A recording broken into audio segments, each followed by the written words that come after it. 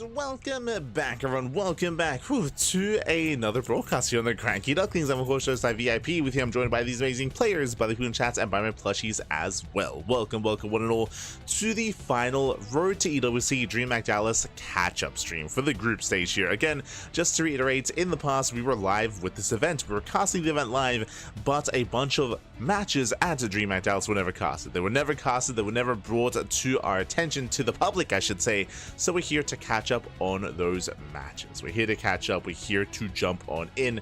Oh, here we go. And we don't actually have that many matches left. We already had one broadcast of DreamHack Dallas replays.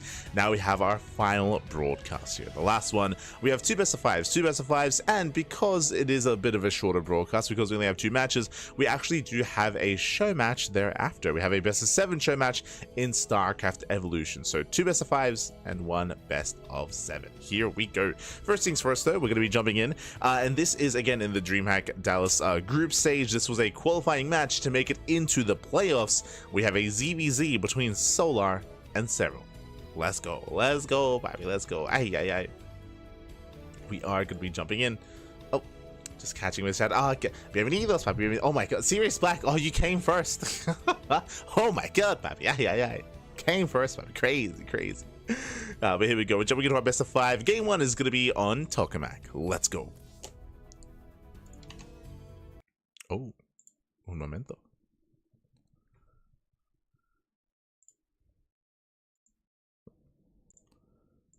As we are jumping into game number 1. Beautiful. And spawning in the bottom left hand corner of Tokamak, we have our Finnish Zerg player. We have the red Zerg representing Basilisk. It is Cyril.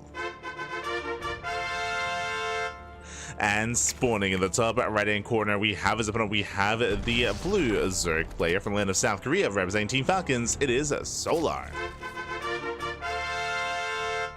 Here we go. No longer on Team Vitality. We'll have to fix that up. My apologies. Beautiful. Here we go. And last, we are jumping into our first best of 5 of the broadcast here. Again, our first of 2.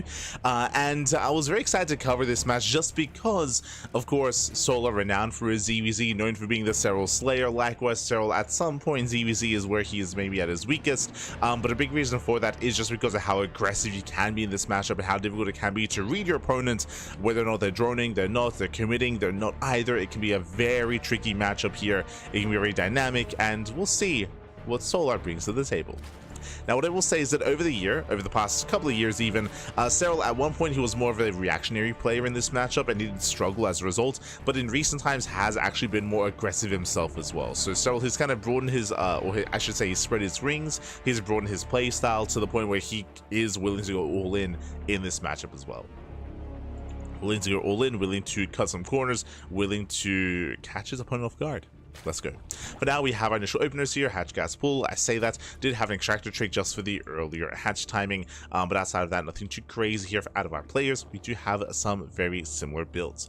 With that, welcome to Tokamak. Tokamak is going to be one of the larger maps of the map pool. Longer resistance by ground. Aggression here is going to be a little bit more difficult. It's going to be easier to scout movement, to scout pushes. Likewise, easier to prepare for them as well. It's going to be easier to prepare.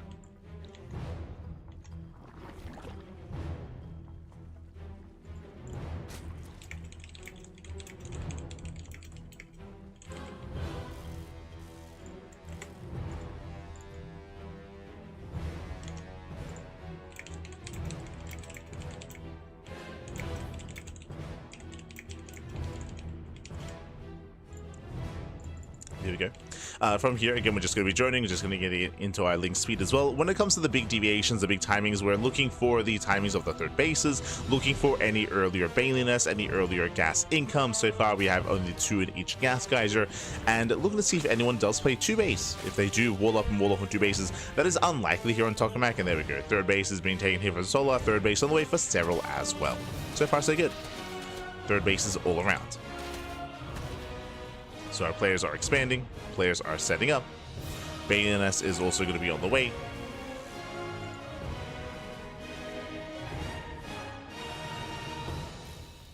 Getting into our bailiness on time. So far, so good.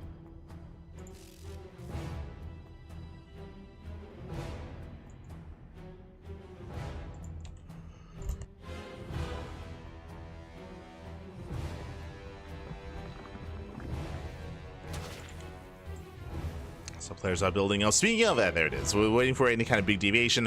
Early Eva Chamber here out of Solar, so he's going to commit into, I would imagine, early +1 range. There is a build where you can go into +1 Carapace into a lair-based, into a hatch-based all-in with purely Ravager Ling. So that's also going to be on the table. Otherwise, we're expecting fast +1 range to commit into faster Roaches. And we'll see which it's going to be. For now, early Roach one here out of Cyril. Yep, there it is, +1 range. So +1 range out of Solar. With this, we are going to commit. We are going to pour an earlier +1. Oh, timing. Ling does slip in, but doesn't get scouting information, does not get eyes on the tech, is not aware. Okay, here we go. So again, a couple of different things that are going to be going on at once here. Again, with the early Roach one, Cyril, he's going to have earlier Roach defense available. That is true, but the Roaches are going to be worse because we do have a very strong +1 timing coming up ahead of us. We'll also keep an eye on the lair timing. So far, we're droning, we're taking gases. That is true. Roach production has begun here for Cyril, but I don't think he's going to commit too hard. We'll keep an eye on him. We have 7 Roaches on the way. Is taking extra gases. Signs here that he is going to be droning. Getting up to 10 Roaches. 10 Roaches are building up. Behind this, Lings are fighting. Okay, he's pushing. He's going to commit. He's going to commit here. Moving out with Roaches, moving out with Zerglings as well. He's going to double down. Meanwhile, back at home, Solar, he has been droning up somewhat here. He's got his own Roaches on the way. And we'll see if he can keep up the Queen. Oh, almost gets surrounded. Almost. Banelings are being denied. Deny some of the Banelings. With that, we'll zone away. One Baneling does finish up. Roaches have arrived. Again, these are 10 Roaches behind this. Cyril, he's getting his lair. He is droning up. He's not committing here to an all-in. But, I mean, it's still a terrifying army nonetheless. It does push forward. With that, gets over the Roaches. He's going to break through. Takes down the Roaches. Takes down the Queens as well. Very nice pick up. Takes down the first Queen. Does move in. But doesn't quite have enough to break through. As you mentioned, again, Cyril, he is not all in. He gets some nice damage from here. He can and will get away. So he pulls back. Behind this, Cyril now up in workers. So a successful attack here from Cyril. But remember the +1 timing. That's what's scary here is that Cyril, he's been droning. He's been saturating. Now taking gases. Cyril, he's working towards that next step. Lair is on the way. Meanwhile, we spoke about a hatch base all in. That's what Solar's going for. Again, no lair. All on hatch tech, no more drones, cutting workers here at 44, taking 3 gases in total and massing up purely Lings, Roaches, and Ravagers. So this is an all-in from Solar, and Cyril has been very greedy here. He's been very greedy. Remember, he missed the scouting, he missed the Eva Chamber. He's not aware. Now he checks, now he knows. Yeah, he sees lack of saturation. Sees how saturated he is. There we go, throws down a wall of Spine Crawlers, but this should not be fast enough. It's going to be close. But again, Cyril, he's in trouble, he's in danger. Cyril down in army supply. Down in upgrades.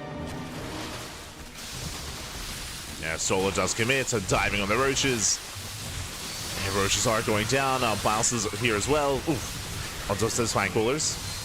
Denies one Ravager, but the Spine Crawlers should be going down. Bailey's going to be waddling in. The Queens, they can help buy some time. But the Signs are going down.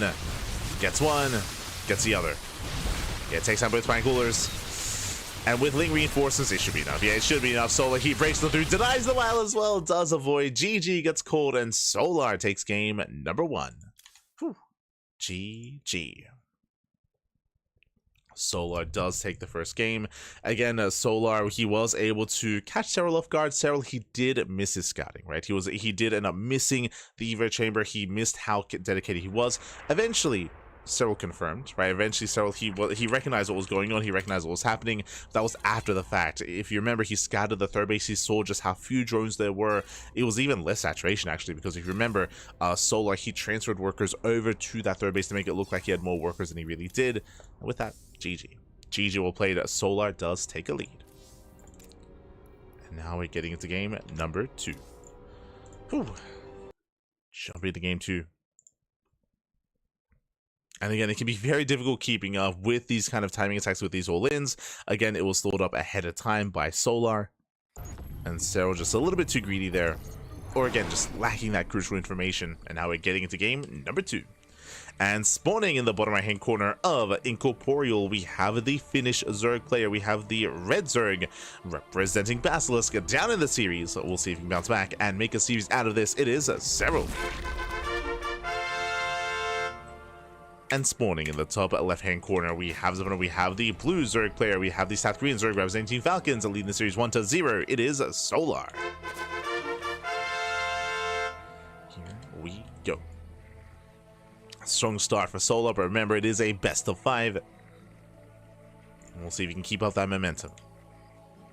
Now, when it comes to that early timing, that initial hashtag all-in, I don't expect to see that again, at least not anytime soon. If we go to Game 4, Game 5, then sure. But again, that's something that you don't want to rely upon too much here in the series. Especially after it's worked, Cyril's going to be that much more adamant about scouting. Going to be that much more on top of things.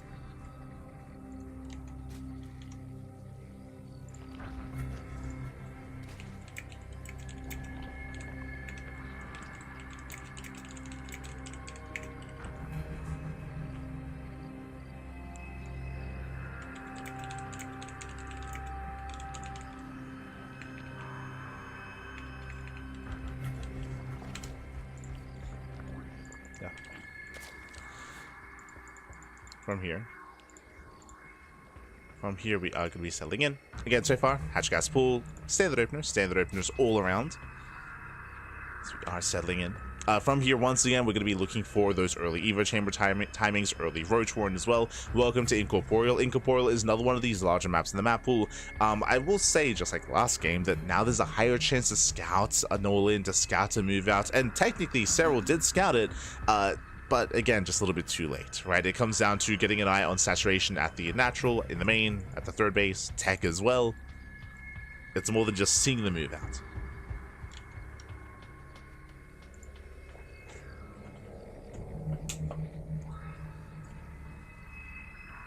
Here we go.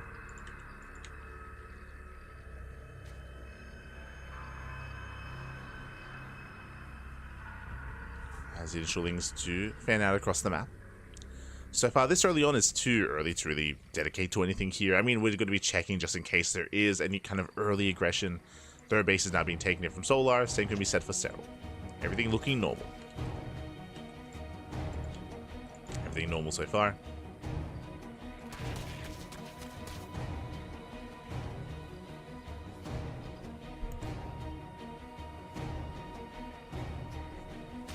Both players do pull away. Oh. Cyril dipping in. At least trying to. This time there is no early Evo Chamber. Not yet. Once early and does go down. And so far we're settling in. Both players are pulled back into gas. Pulled back in. There it is. Early Evo. I'll emphasize what I said previously. I'm not too fond of the idea of doing the same build 2 games in a row, but I mean, maybe that's when it works, right? You know, you make it look like the same build, you play mind games with your opponents, Link Scout is denied, and, you know, Cyril must also be thinking that there's no shot he goes for the same +1 range timing attack, right? No shot. I mean, Evo Chamber's done. Show us +1 range. There it is. +1 range is on the way, just like last game. So this is the beginning here of another hatch base all-in, where you skip the lair, where you stay on a low drone count and commit. But this time Link comes in and Link's do scout. They do confirm. Cyril knows, and this is why I'm not too fond of the idea of doing this 2 games in a row. Cyril he sees. At the same time, Link's get across the map. They bait us some bailings, not bad. Going for the third base.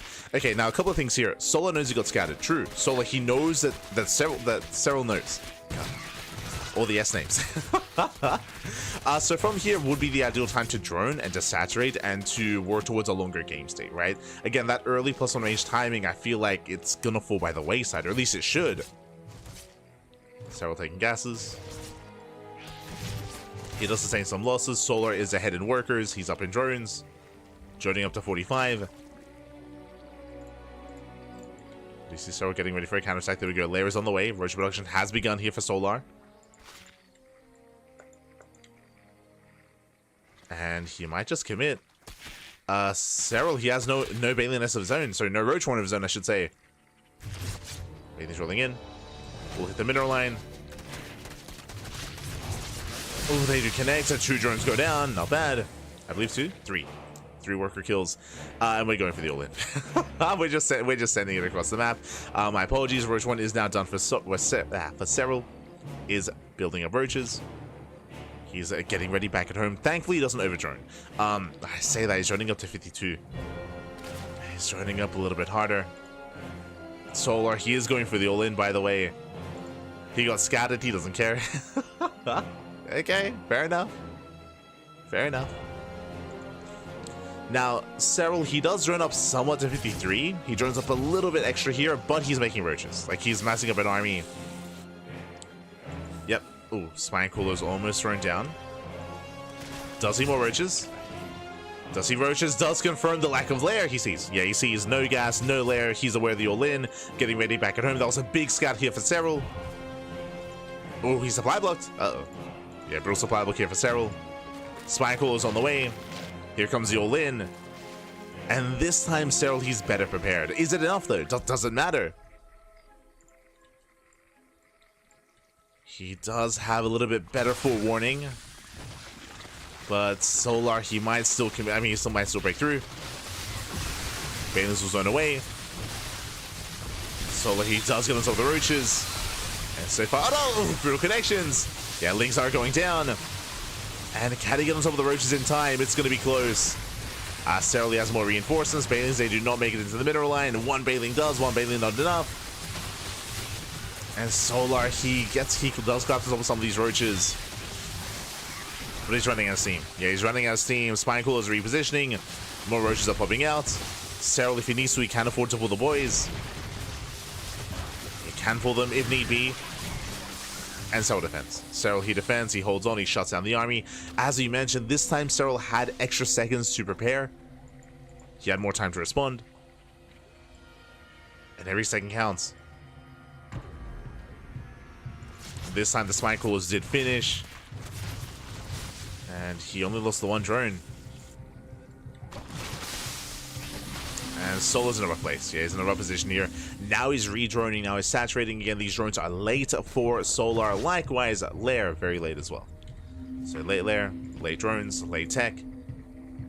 Serral, he's catching up, getting to his own +1 range.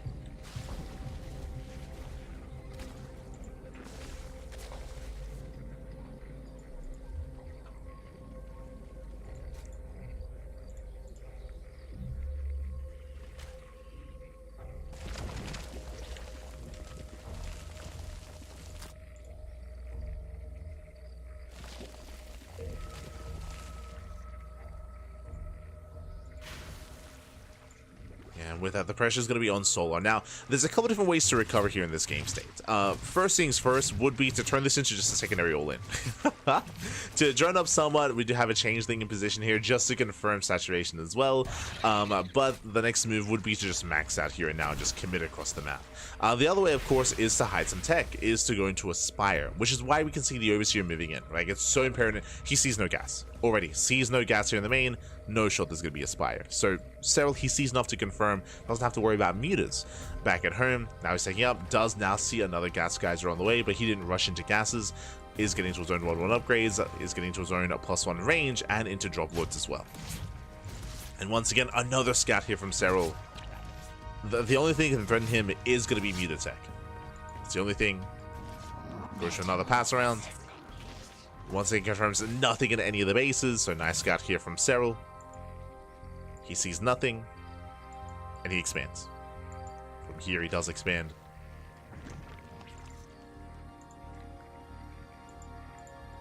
Likewise, is now starting to be active on the map. We have a Burrow finishing up. We have Tunneling Claws on the way here for Solar. He's going to double down on roaches.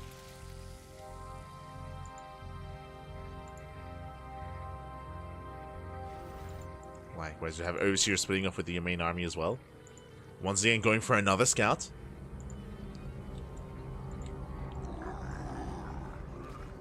Likewise, because this Overseer positioning, he does see any hidden tech behind at least the natural.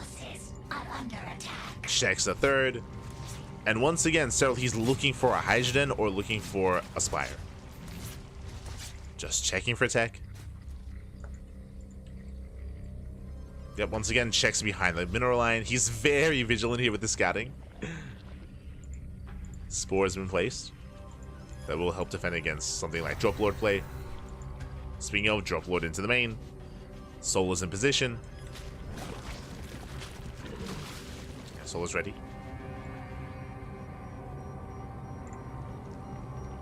Both armies are maxed out. Cyril is going to be up in workers. Does have a bigger bank to work with. Likewise is working on carapace upgrades as well. With double Eva chamber. Solo pushing right down mid. Cyril out of position. Drop to the main. Drones are going to be going down. And while they don't quite connect. Ooh. Better chaser from Cyril. And Cyril does out trade. At the same time, Lings, they do get into the middle line. Nice borrow here out of Cyril. Does borrow, does save his workers. Same in the main. Does borrow his drones. Very nice borrow defense. Cyril is keeping up. Telling Claw Roach is moving in. Solar, he does distract. And the Roaches, they commit. Once again, Cyril, he does hide his drones. And I'm loving this borrow defense here. But the base is going to go down. Oh, just barely. The base does fall. Last is the backup expansion. Meanwhile, we have Tunneling Pool Roaches across the map as well. Cyril, he does sit by.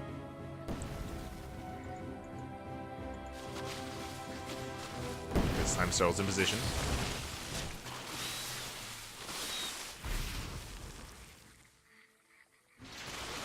This here is in position.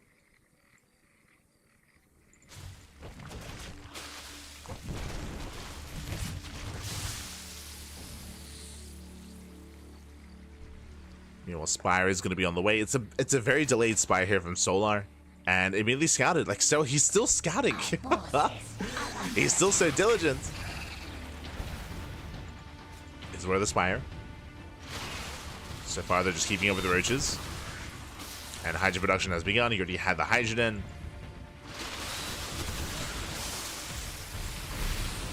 Now he knows to invest.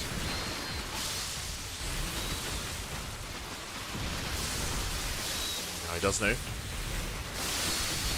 But still keeping up here with the main army. Starts stepping in. Better trace here from Cyril. He has a better concave. And Soul's moving out a lot here. At the same time, going for another counterattack. Once again, does hit the left-hand side base. And he does get into the mineral line. A couple of drones are going down. So 4 or 5 workers. At the same time, Roach counterattack across the map. Cyril is keeping up.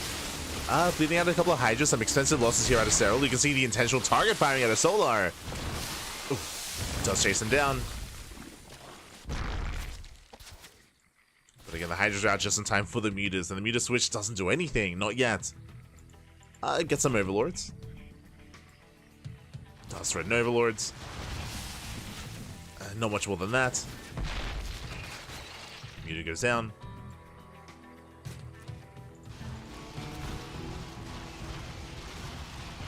Still very intense. Now, my biggest concern here, Mutas, they do a great job harassing, but when it comes to the main army, Cyril, he is getting a superior force. He's building up his Roach Hydra, and from here, he can take up into Lurkers, but he's just pushing. Yeah, he's just moving out here and now. Again, this is just a lot of supply, not in Roaches. These Mutas, they will not help in the defense. They can maybe catch reinforcements, true. Or even supply block. Overlords are going down.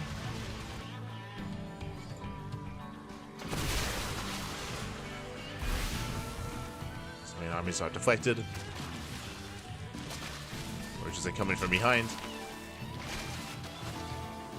Still Roaches in the main base as well.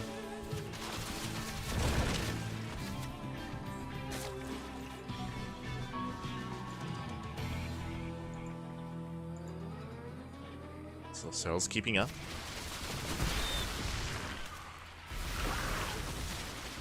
Still able to keep up. He's still going to take the better fight head on as well. Yeah, better concave. Soul just cannot push in. Let's catch more Overlords.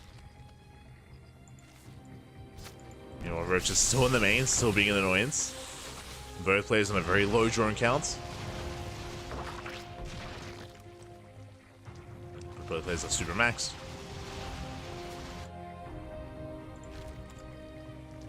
They have super maxed armies.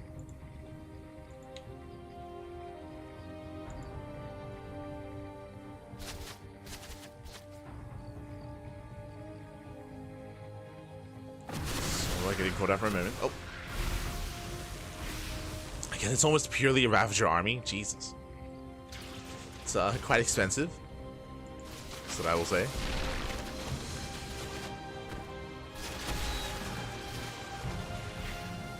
I guess I'll try to catch him out. Oh.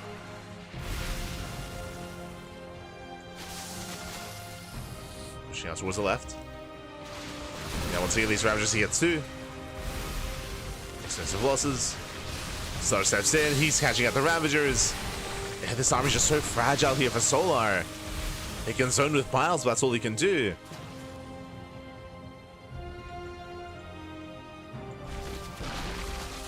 And collapsing on the left, pushing on the right. Cyril, he has better upgrades, working on the infestation bit for the hive for 3-3.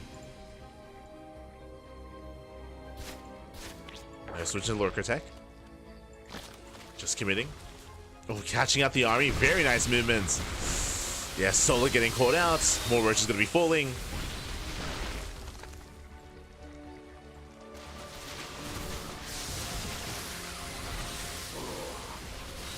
And Solar is just caught out of position. He's pushing into his own bases. Ay, ay, ay.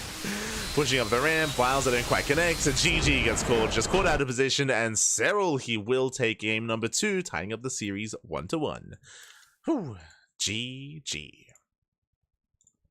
GG, well played. Again, we had a pretty intense back and forth here. Once again, we had Solo going for the same build, going for the early +1 range. This time, it was not as effective. Cyril, he was able to survive, able to build up. We saw that both players were able to max out, that is true, but Solar, he did decide to take into mutas. Unfortunately, he got scattered. He got scattered almost immediately, and Cyril, he was ready with his Hydras. The mutas, they did not pay for themselves. They caught Overlords, true, but that's all they really did. The Hydras are also catching Overlords as well, and we saw that, alas, Solar, he just wasn't able to make or get enough damage done with them. Likewise, he was down in upgrades when it came to his Roach Ravager, and GG. GG, well played, was caught out, and with that, Cyril ties us up. We're going to game 3. We're going to game 3. Game 3 is going to be on Ultra Love, and we'll see who takes the lead in the series, and we'll see if Solar goes to the early +1 timing again. I'm hoping not. I'm hoping that we calm down and we set it aside until later on in the series, but it's on Solar.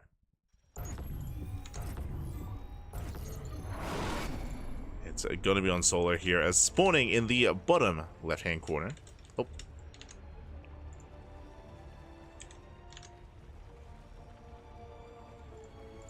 There we go. In the left, we do have our Finnish Zerg player. We have our red Zerg representing Basilisk. Tying up the series 1-1, it is Cyril. And spawning in the top right-hand corner, we have his opponents. We have the blue Zerg player from South Korea, representing Team Falcons, being forced into a tied series. We'll see if we can bring it back. It is Solar.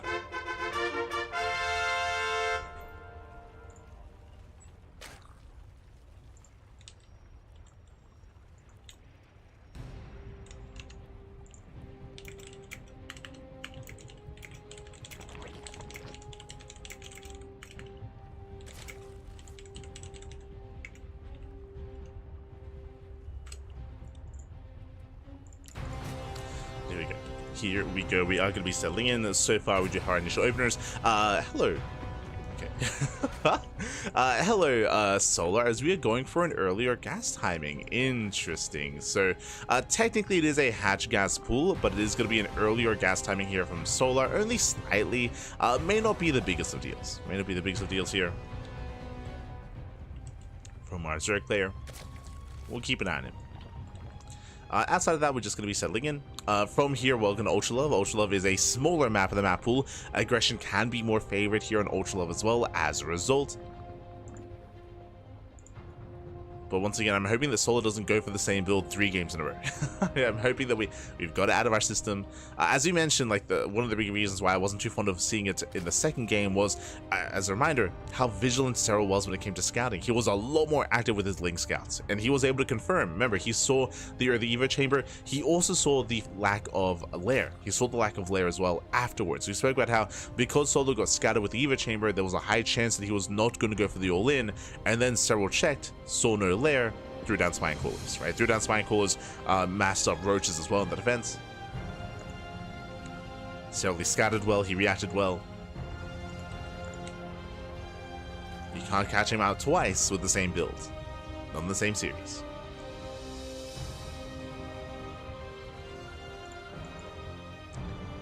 As Lings are fanning out.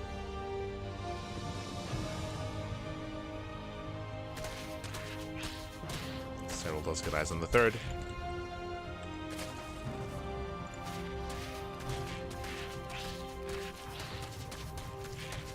So does Solar. We're just being active, nothing too crazy yet.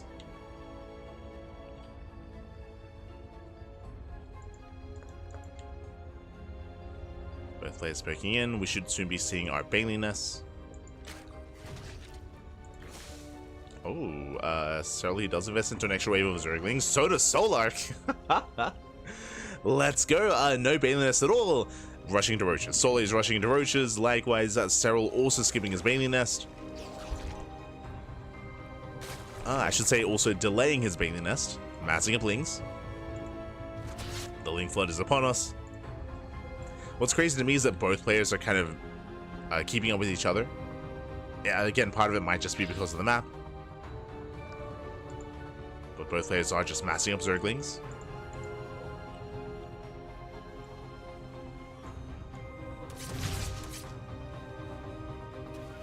Solar, he does confirm the nest. Because Solar is skipping Banelings, he is vulnerable, he is exposed. And Lingbane can pull him apart. Rushing into roaches, Link's out does confirm. Serral is aware. Does see the roaches. Let's see how well he can shut this down. Again, from here on forward, just pure Lingbane defense or pure Lingbane production from Serral. He's getting his own Roach Warren. Both players on one gas. Oh. Links are engaging.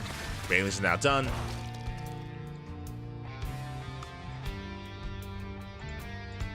Roaches have arrived. So keeping that back the Banelings intentionally. Does keep them back. Now moving forward, trying to catch out the roaches. Nice catch here from Serral. It does get us around. Banelings gonna be rolling in. They zone away the rest of the Lings. A better position here from Solar, at least trying to, but the Lings are zoned away. And Solar's getting surrounded. Brutal losses. Baneling goes up. Mumbai is denied. And Solar, he has to retreat. Behind this now we have more roaches on the way. Serral moving in. So far keeping up with his injects. Is keeping up. Oh. Comes in for the surround. Yeah, it does lock down those roaches. Once again, just shut down the Lings. And he will clean up. He will shut down the army. Oh, I say that. Roaches, okay, they're holding their own. We have enough roach reinforcements. Solar, he's holding. He's defending. And now we're back onto drone. So he's droning up. We're calming down. Speaking of calming down, a big shout to Dave Test in the chat. God, thank you so much. Thank you so much for the raid. Hope you had a great stream. Hope you had a great ladder session. Hope you had a great time. Whether it was casting or laddering. Hope you had a great time back. Welcome one and all. We're just going over some of the uncasted DreamHack group stage matches from DreamHack Dallas. Basically, there were a bunch of matches that were just never casted. So we're going over some of those replays. And we're here in a best of 5 between Serral and Solar. Slings are poking in. Gonna be dealt with. Behind this, Solar is droning. So is Serral. We're building up. After a very intense early game here, we're calming down, we're backing up, droning up. No one is tagged yet. Into a lair.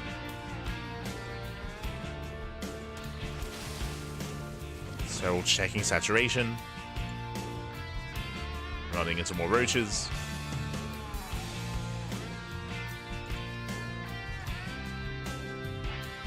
And we're kind of waiting for either player to flinch. And we kind of see that here. We have extra gas being taken from Serral, so Serral is running up a little bit harder. Meanwhile, Solar, he was supply blocked, and there's a high chance here that he might just double down. Yeah, he's doubling down. Roaches. He's going for the all-in. So Solar, no lair. No lair tech, no extra gases, no extra drones, purely roaches and lings. Solar is going to be all-inning, and Serral is droning. And if he over-drones, that could be game.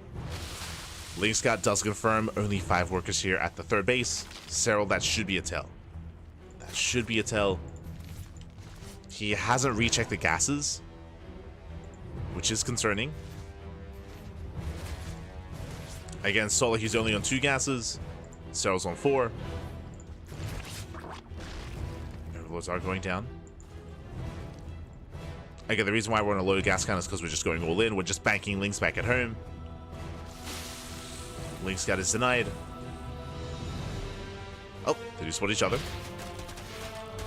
Links are spotted. This will delay, and that's how it knows. So yeah, now he sees, does see the army. He is aware. Serral trying to set up back at home. He does have at least Bailings, so he can defend. Speaking of, Solar! Oh my god. Ooh, does pull away.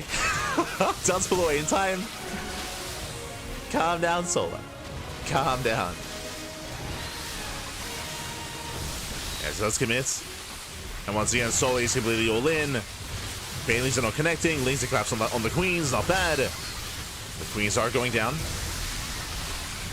Serral does have the defense advantage, but again, he has so many drones and they're not helping. Being forced further back. As time goes on, it's getting better for Serral. He needs a little bit more time. He needs more roaches. Does pull away. Does pull away, still very close. He can afford to pull the boys, if need be. But looks like Solar here is breaking through the roaches. Breaking through the roaches. The boys are being pulled. Roaches are going down. And again, this just might barely be enough for Solar. He breaks through the roaches, takes down the mineral line. And the third base has been broken. Again, so he just droned up too much. Like, he just droned up too much. It took him a little bit too long to confirm. He was trying. Like, he was going for non-stop Link Scouts without being denied. Time and time again, they were being denied. He only realized what was happening until it was pushing out across the map. Until it was too late. He realized until it was too late. And GG gets called. Solar, he will take a lead in the series. 2-1. GG. Whew. GG, well played. Solar, he does take a lead. Again, it was a very, very intense game there. Winding it back, both players were hyper aggressive early on. Solar, he was going for an earlier roach push, an earlier roach all in. Serral, he defended, but in the follow-up, as we were pointing out, Solar, he wasn't droning. He was staying on 2 gases. He was staying on a very low drone count, and he was backing up Lings at his natural. And unfortunately, Serral, he was trying to scout, but he couldn't get in. He could not get past the roaches. He could not check the natural base. He didn't see the lack of gases, didn't see the lack of lair, didn't see the Lings that were amassing. GG. GG, well played with that late scout out of Serral, and Solar takes a lead. Does take a lead. Now we're getting into game number 4. Just catching up.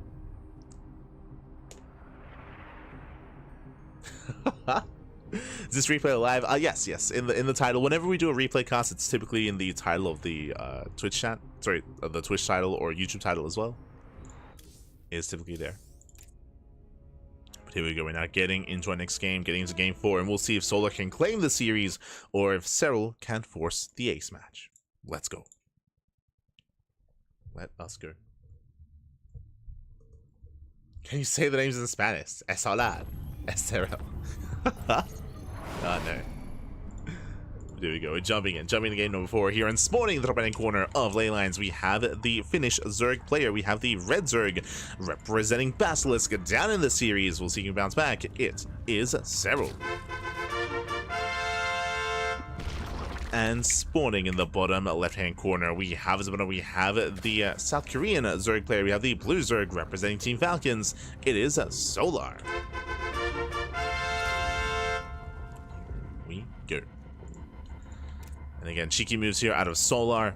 Once again, able to, I mean, it isn't just that he's been going for these all-ins. More importantly, it was that he was denying the scouts. He was actively in position to deny the scouting, to keep the vision away from Serral, to make sure that Serral was in the dark, and he had no idea what was going on.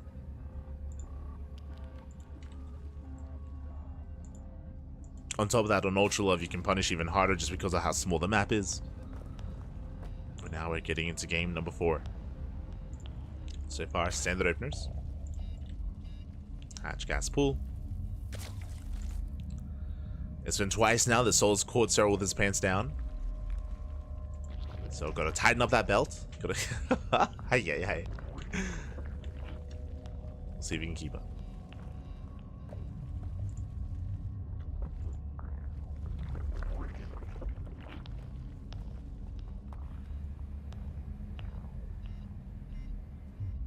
Winker.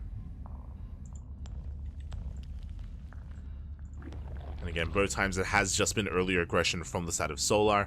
Serral, he has been reacting more often than not. He's been trying to react, trying to respond to the scouting of his opponent. We haven't really seen Serral take the initiative too much. He kind of did last game, because if you remember, Serral, he also went for a Link Flood. True, he also Link Flooded his opponent in game number 3.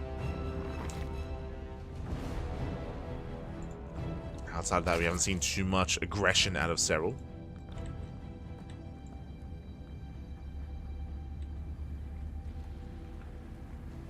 So now, joining up the natural, building up.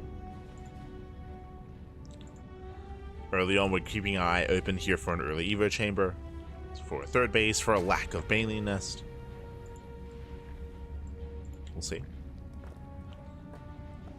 Third base on the way. When it comes to the openers mirrored builds, we don't really have anything too crazy going on. Last game, we did have a slightly earlier gas out of Solar, but this time everything's looking the same.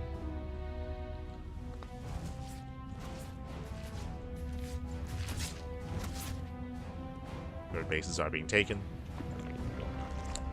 Both players are getting their Baneling Nest on time. Just calming down.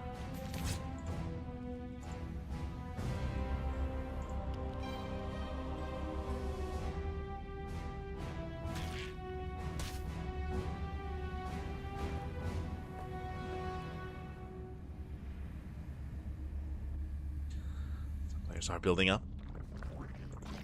Once again, from the side of Solar, we're keeping an eye open here for early tech. We have seen twice now at the early Evo chamber into +1 range.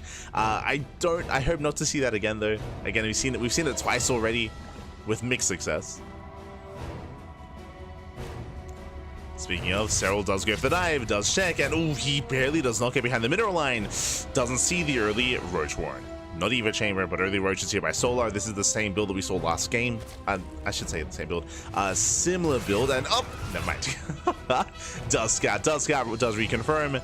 Nice movement there by Serral. He does get eyes on the Roach Warren. He knows. So he's aware of early Roach production from the side of Solar. Ooh, cancellation on the Evo chamber. Did Serral see that? He saw the initial chamber. Uh-oh.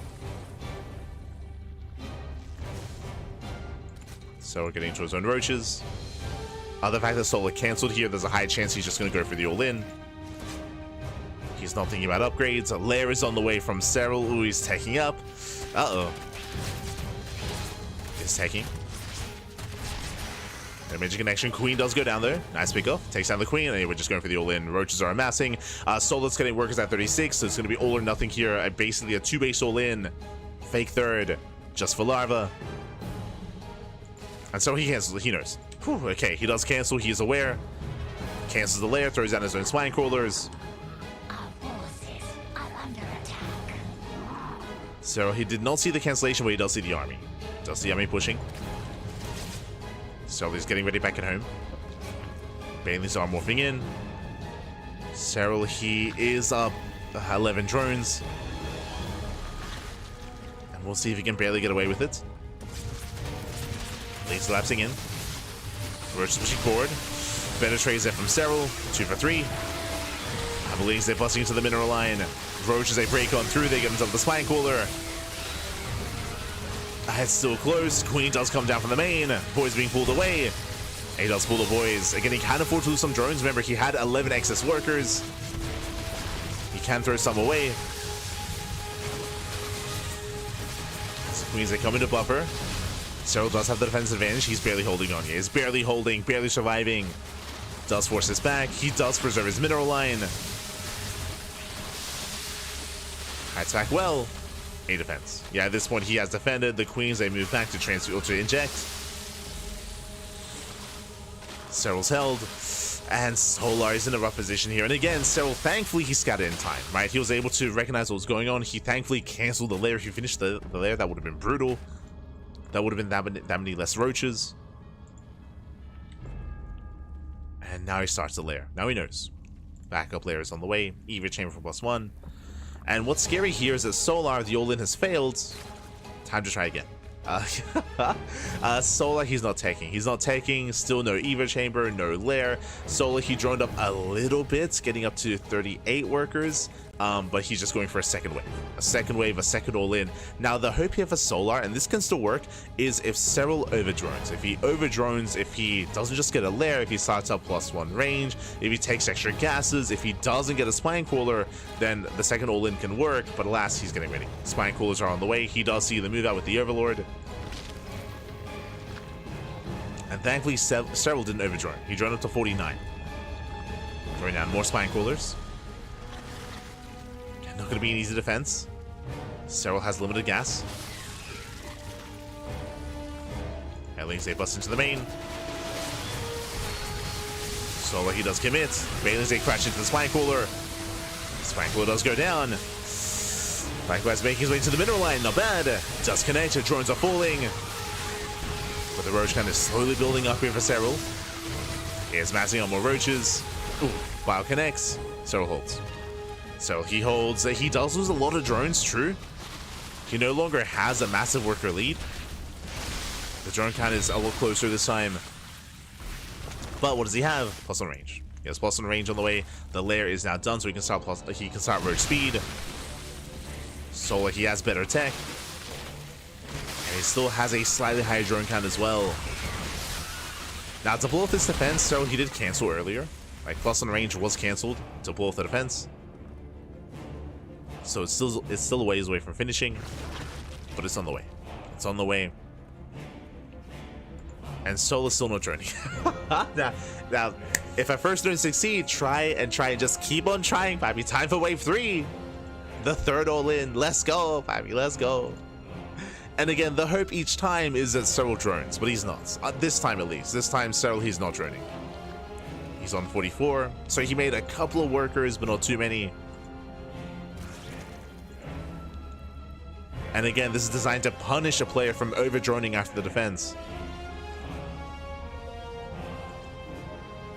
Yeah, they're just pointing out the Overlord that sees everything. Oh, that does. So he wants it. Doesn't quite get it. And again, Cyril respecting Solar. Staying on a low drone count. Massing up more of an army. He's playing safe back. Very safe. Against Solar, good call. Lings, they attempt to run by.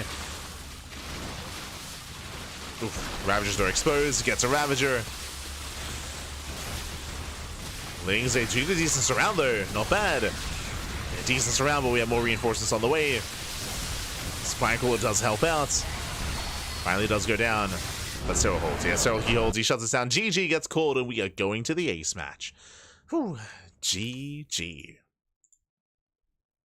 GG, well played again. A very intense game here for both Cyril and Solar.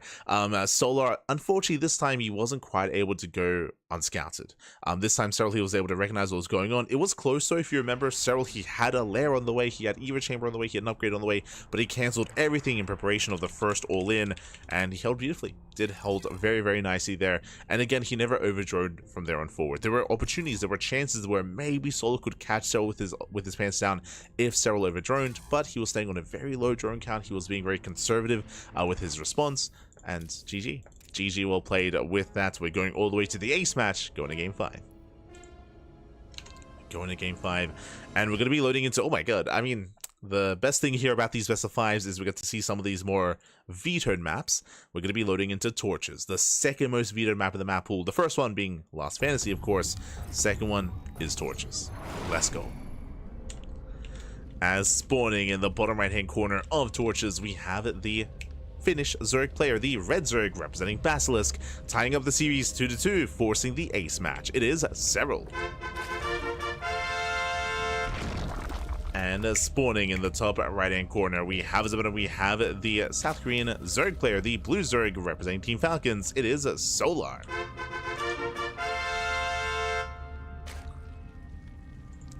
Here we go. Whew. Getting into our ace match. And again, welcome to Torches. Torches is one of the quirkier maps of the map pool. Short rush distance by air, short rush distance by ground. We got goal bases on the right, we got goal bases on the left, we got healing pads as well. We have exposed third bases. We have large naturals. There's a lot going on.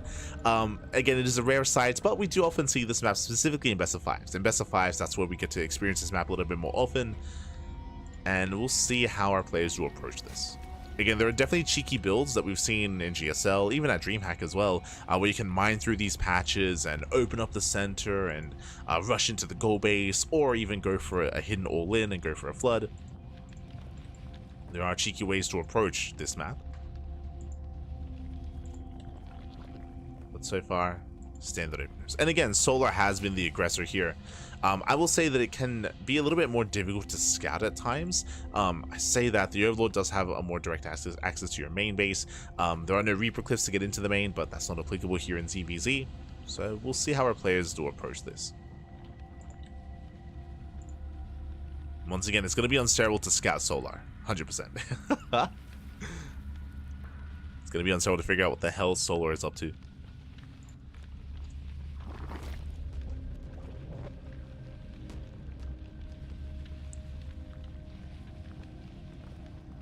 As we've had a lot of all-ins from Solar in this series. Nothing but all-ins, actually. But hey, they've been working. They have been working.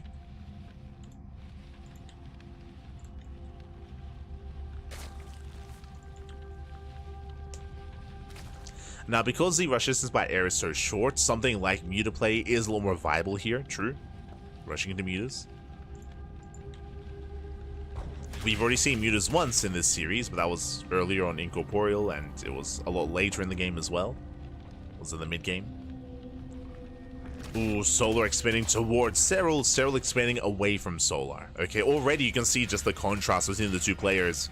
One clearly more aggressive than the other. At the same time, though, this is a very exposed base, and it's going to be difficult to be the defender from the side of Solar. That's on the way. So far, standard openers outside of the placement of our buildings and of our hatchery.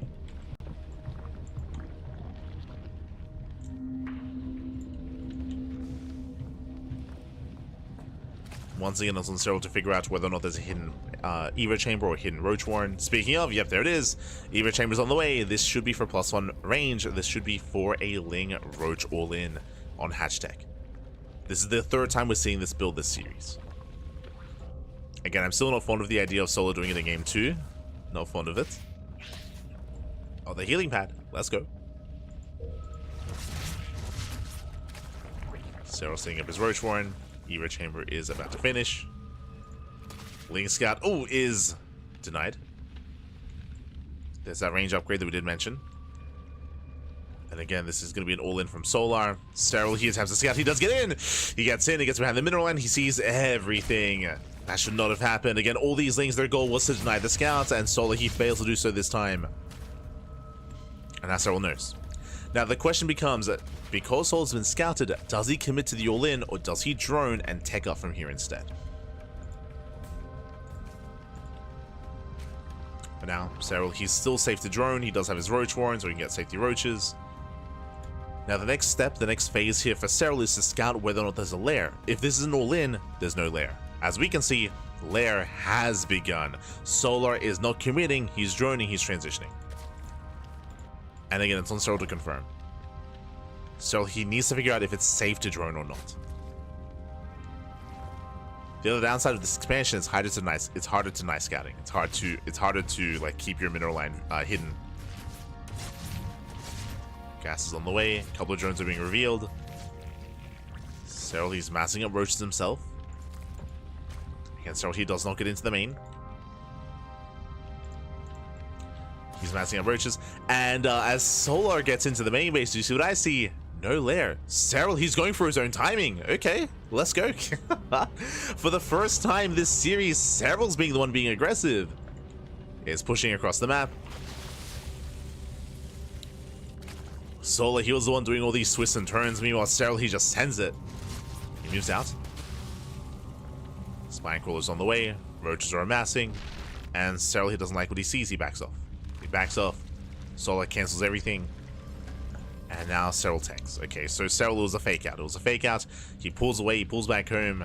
Now we have a later lair here. A later +1 range. Later gases. Later saturation. I do like Soul's position a little bit better here. From here, you can also start +2 range. But Soul is not droning. Ooh, and he gets scouted. Once again, he gets scouted. Link confirms. Solar, he's massing up an army. We can see a fake saturation here, but this is after the Link scout. So we already have spine crawlers on the way. One of them gets cancelled. But again, as you can see, it's fake droning. So he moves out, he saturates. I say that takes gases, it does take a spire. Looks like he is droning up. I do appreciate how Solar's mixing up his build here.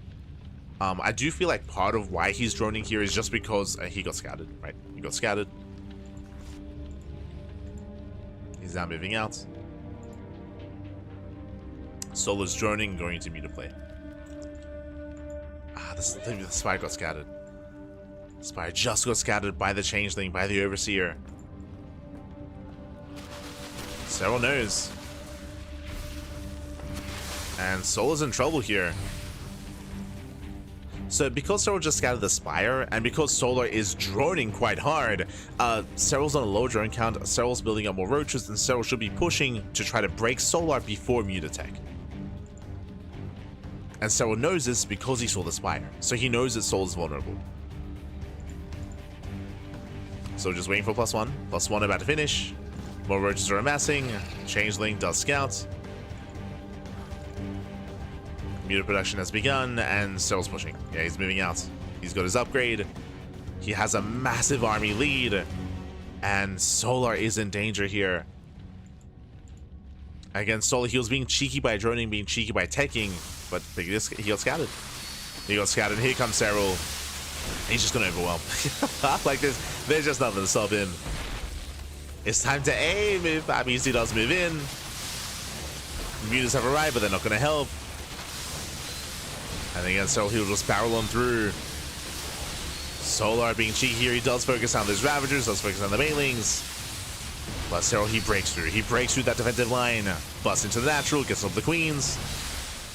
And he should get into the mineral lines. Behind this, he's just flooding Lings, flooding Roaches, just rattling across the map. He knows that he should be able to break him. Takes down the expansion. He is running out of roaches. Nah, he's fine. Yeah. he's got plenty of roaches. Takes down the Queens, takes down the reinforcements, takes down the third base as well. He can just keep pushing. Behind this, Hydra Den is done. Hydra production has begun as well. And again, this is critical damage. Takes down both expansions. Cyril, honestly, he could have kept going. Could have kept pushing. I feel like he could have gotten more damage at the natural. As Lings to get eyes on the backup third. They force a cancel. And now Cyril just has to back off, calm down, and build up his Hydras. Just build up his Hydra count.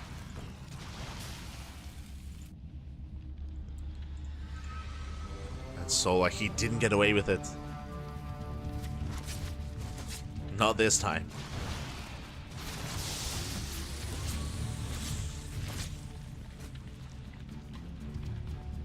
Solar being zoned away. Zero from here just has to commit. Oh!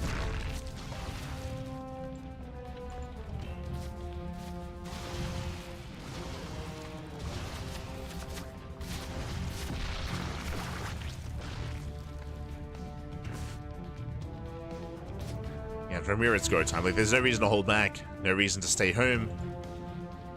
He's got how many? He's got 14 Hydras against 5 Mutas. He's got enough. Ah, he'll be fine.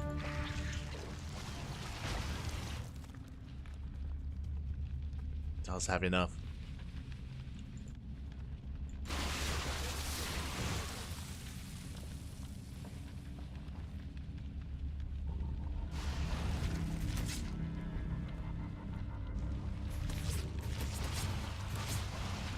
That's me to say harass.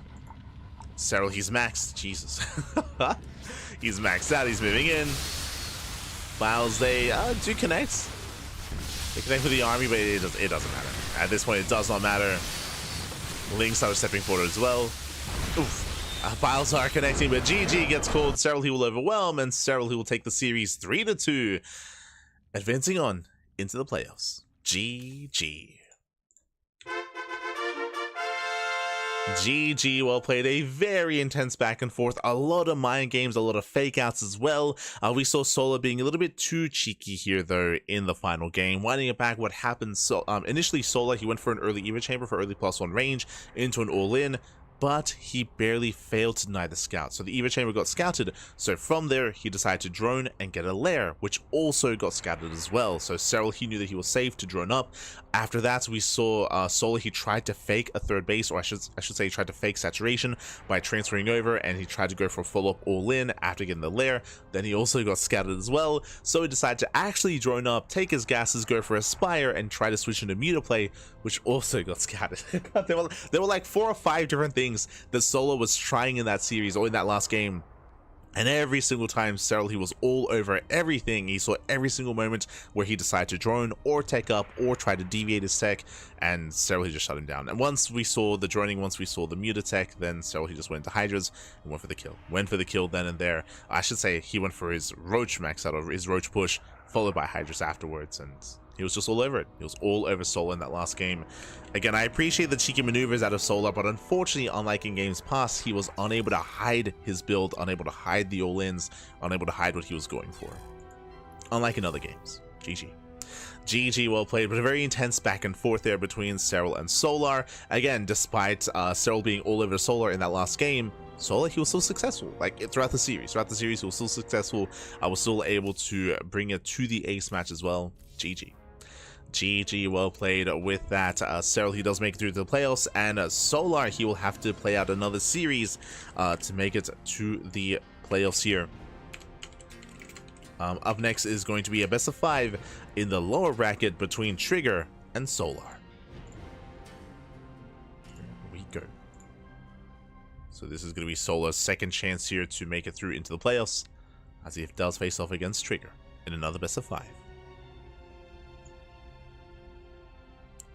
We go.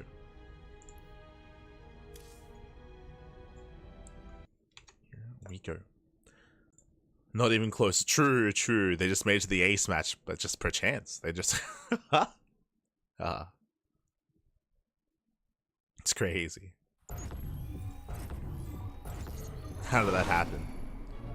As we're getting into our fresh best of 5, and spawning in the top right hand corner of Telkamac, we have the red Zerg player. The red Zerg player, we have the South Korean Zerg representing Team Falcons. It is Solar. And spawning in the bottom left hand corner, we have his opponents. We have the Canadian Protoss player. We have the blue Protoss representing Basilisk. It is Trigger.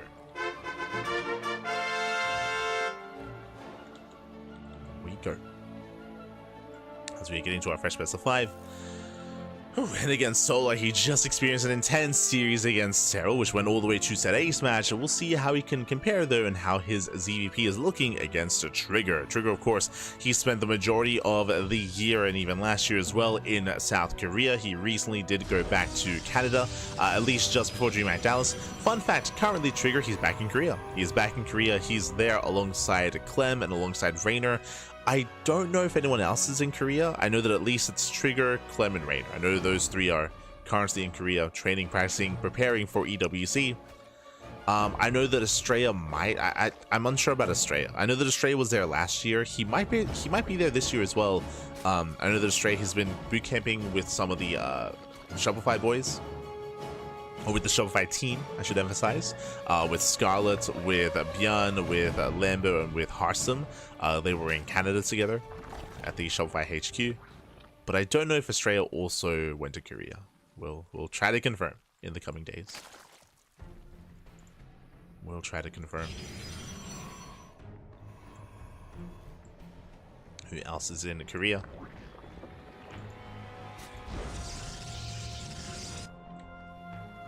But now though, we're settling in. Settling in, standard opener here out of Solar. Likewise, standard opener out of Trigger. Just gate, expand into Cybercore, hatch, gas pool. Welcome to Tokamak, of course, one of the larger, more macro maps in the map pool. I say that, we did see an all-in previously in the ZVZ, but that's specifically ZVZ. Like here in ZVP, we expect to see a longer game. I do favor Trigger coming into a map like Tokamak. This is where he can thrive when it comes to turtling up on 3 bases, getting a 4th base, and getting into the mid-game in a much more comfortable position. It is more difficult for Solo to be the aggressor and to try to punish that. Not impossible, but more difficult. Now, when it comes to how Solar prefers this matchup, we see a lot of all-ins. Solar, he's very fond of going for 3-base all-ins in this matchup. Doesn't exclusively go for 3-base all-ins, but just very, very common, very popular. There are times where he's willing to tech, to be greedy, to tech up and to rush into lurker tech. That's another style that he is quite fond of as well. So we'll see what kind of mixture of the two we see throughout the series.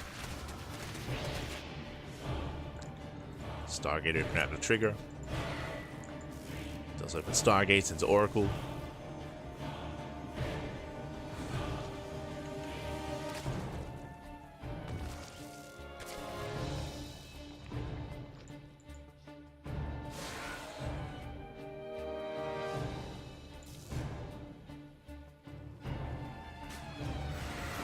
So we have a double adept shading behind the mineral line.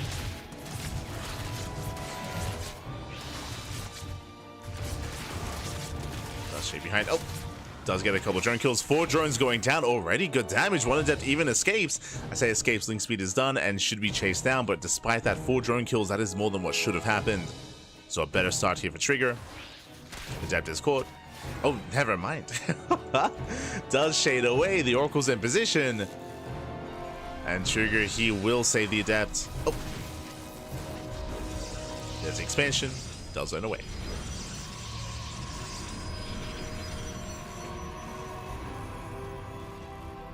From here he does zone.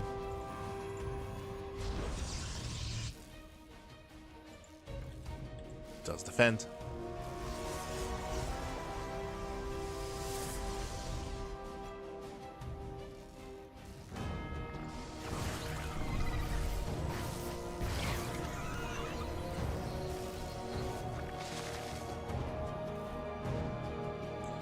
And we have a standard follow-up as well. So as we get a 3rd base up and running, as Oracles move out to harass, we have the Twilight Council, Forge, +1, Blink. Just building up, taking up into the mid-game. The Oracles, they find a Queen. Not bad. Queen does go down. Doesn't get many workers. Does pivot away.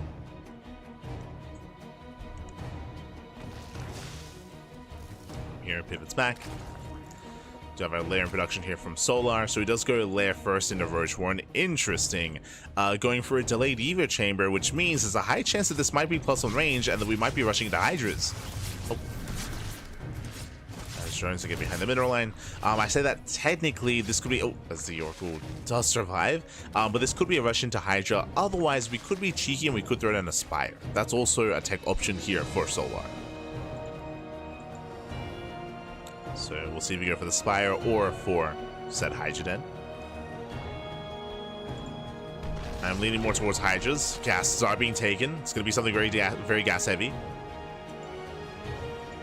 Gases are being taken. Fourth base on the way. Base is denied. Nice pickup here from Trigger. As the expansion layer is now done. What do you have for us? There it is. Hydra Den. Okay. So Hydra Den alongside +1 range. At least we're expecting that. So again, very tech heavy. And because we didn't rush into +1 melee, there's a high chance here that we might be taking up even further. There's a couple different ways this can go. We'll get there. For now, the oracles, they go back in. They're going to be deflected. Now, if Solar never starts an upgrade, then this is an all-in.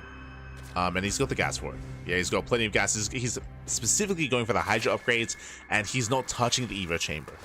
So because of that, there is a chance it's just going to be a link. Okay, there we go. Calm down. +1 range. +1 range has begun. There is an all-in where Solar, he actually just avoids Evo chamber upgrades. He goes purely Link Hydra, and he does max out on 66 workers. Does have a fourth base on the way. But with that upgrade in production, there's a higher chance it's going to drone. We'll see. We'll see if he drones or not. We mentioned at the start of this game, at the start of the series, how Solar's very fond of 3-base all-ins. He's on 3-base saturation. He has the fourth base just for Larva. We're waiting to see if he drones or not. It doesn't look like it. Oh, hello. Okay. Is going to be droning. This is very tech heavy. Not the most efficient way of doing this, but it's going to be a Hydra Den into Spire. Okay. On the one hand, it's going to be late mutas. On the other hand, because Hydras are revealed, I mean, in your mind, Trigger, he's not going to be thinking muta tech. That's going to be the last thing in his mind. Storm is on the way. Solar does push. He does threaten. Has a massive army. Actually, he could still break through. It comes down to the storms. Comes down to the connections. We're still a couple of seconds away. Yeah, Storm is ready. When we do connect. 2 storms will zone. Solar pulls away. He is running up a little bit. Taking extra gases. He's taking his gases.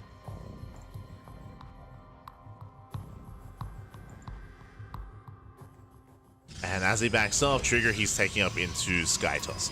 And this would be ideal if Solo was backing off to take into Lurker Tech. True. Like, this is the correct thing to do from the side of Trigger. Unfortunately, he's just not aware that Mutas are coming.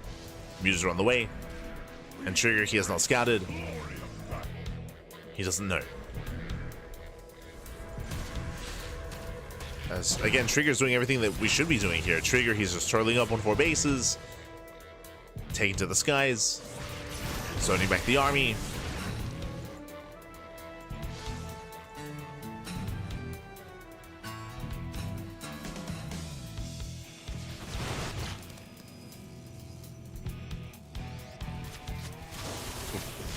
Oh god. That Solo does stand in the storms, but here come the Mutas. Mutas into the main base is exposed. Probe's going to be going down. Now from here we can respond with Phoenixes. That's a lot of Mutas. Yeah, +1 air attack, +1 range as well. We're going into mass Muta. Hydra towards the main army, towards the third. Soldiers are trying to keep up. Where are the storms? Trigger trying to defend. Oracle goes down. Picking up a couple of Mutas.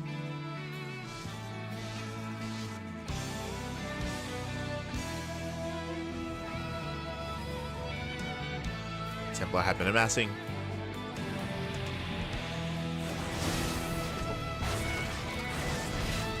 Running 1 storm.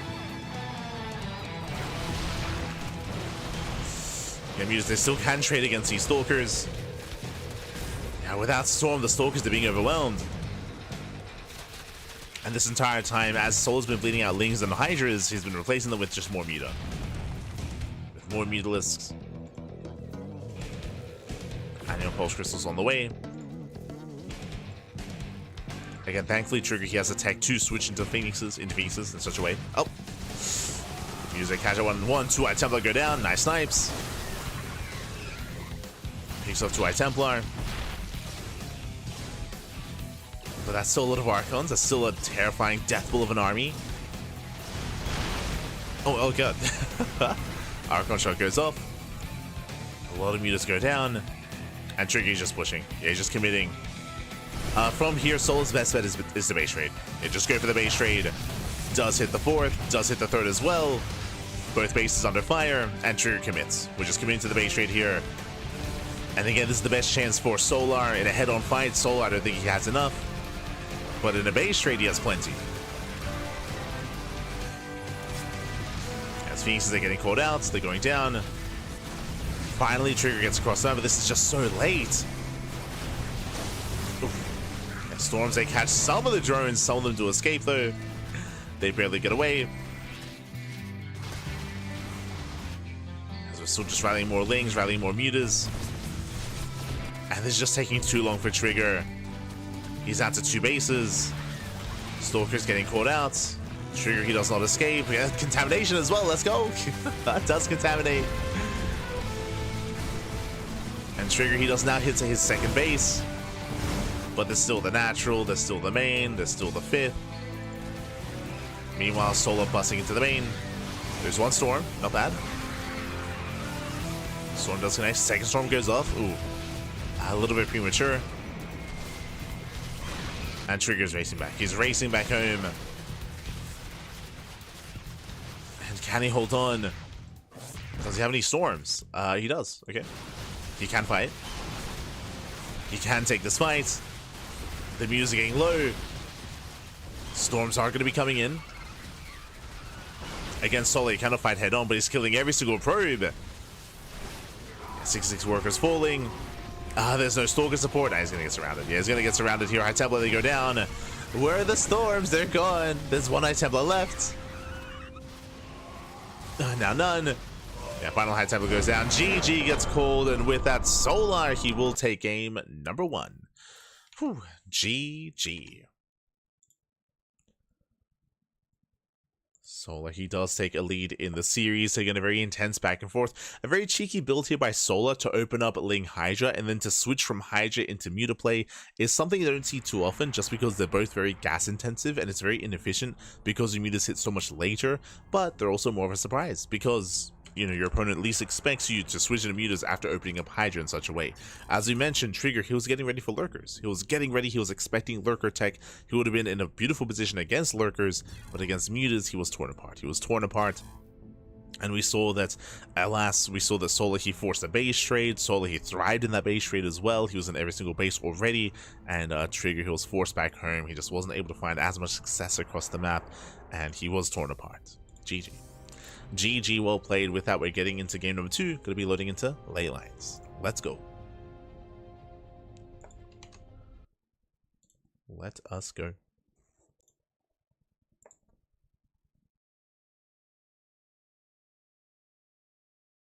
As we are loading into that second game.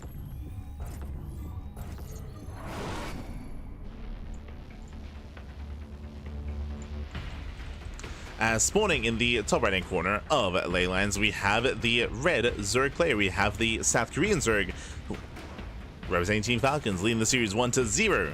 It is Solar.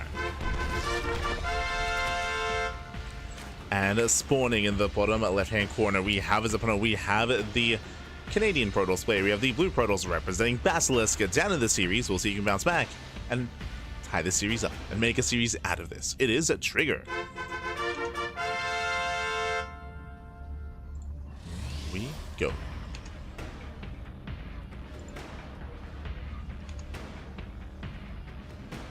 Here we go.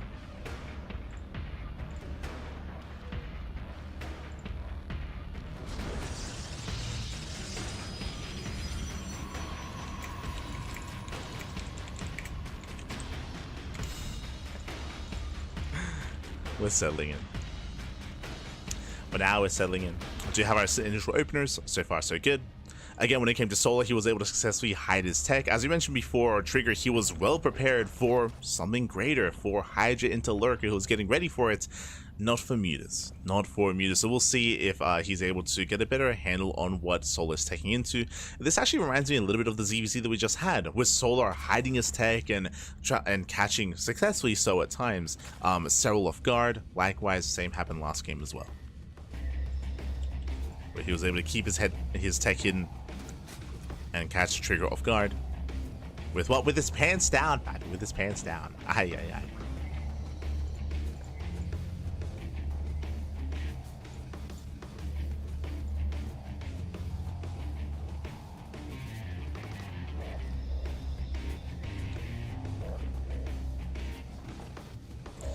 So from here we're settling in.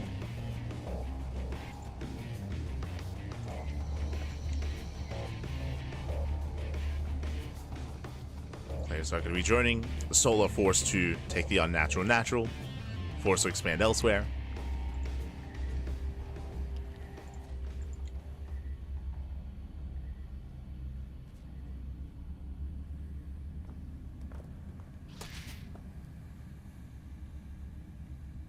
Once again, Stargate Opener. Again, we don't really expect any deviation in the early game, like Stargate Opener into Oracle into a third base. Like, early game ZVP is pretty played out at this point. There are definitely some diverging builds that you can go for, like a Twilight Council Opener, or a Robo Opener, or Stargate into Forge, Stargate into Void Ray, for example. There are definitely some niche builds, but they're niche. Like, they're not very common, unfortunately. And Trigger, he's not really one to deviate too much. Like, we expect a standard opener out of Trigger almost every game.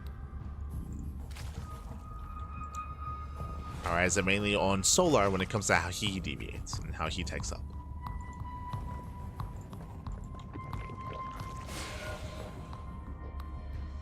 Good night. Oh, buenas noches. Buenas noches. Buenas noches.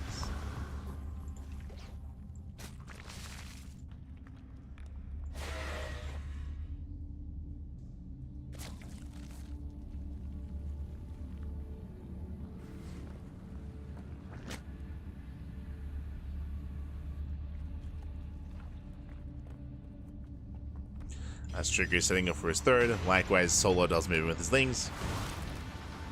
Oh, does get us around, but the Oracle's in position, and with that Trigger he will hold. He will deflect, he'll claim his third. Third base on the way. Behind this, we're waiting to see our Eva Chamber, I should say our Forge and Twilight Council timing, to see if a Trigger does go for some hidden tech.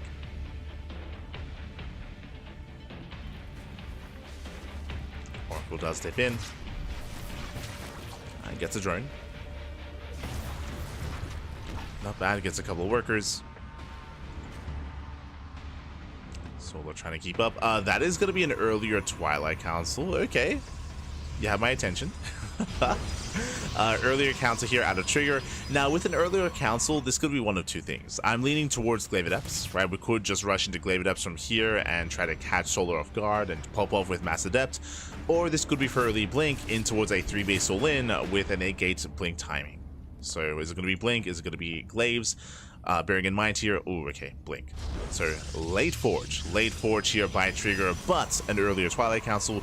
With this, we can rush into early Blink, we can be active early on, and the goal, I believe, should be to break the fourth, assuming that we are going into Blink.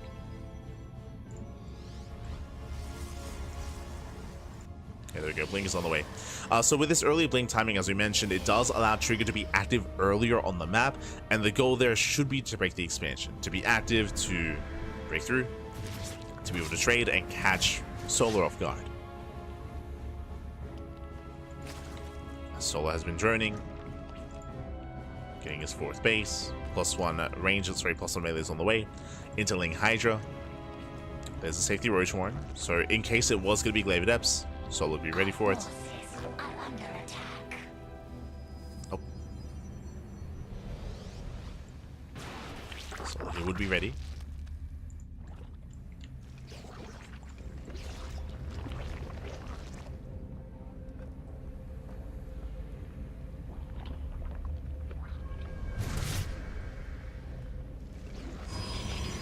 West Temple Archives on the way. Okay, rushing towards Storm. we should be seeing Trigger move out soon. At least I'm hoping that's going to be the case here, as otherwise Solar is going to be happily droning, saturating.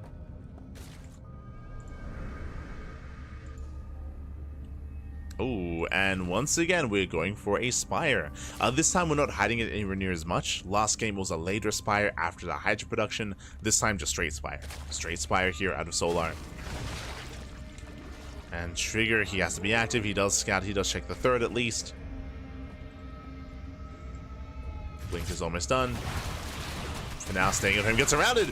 Oh, brutal surround. Blink is not yet complete. And I will lose a lot of Stalkers. The fourth base is going to be denied as well.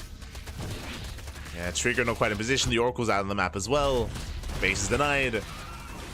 Blink is now going to kick in. But too late to save the expansion. Too late to save the Stalkers.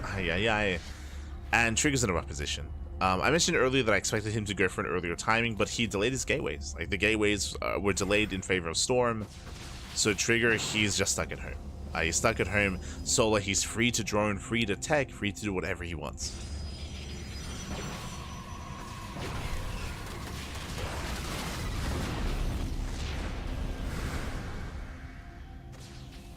And this more passive style here from Trigger is being punished. At this point, it's being punished.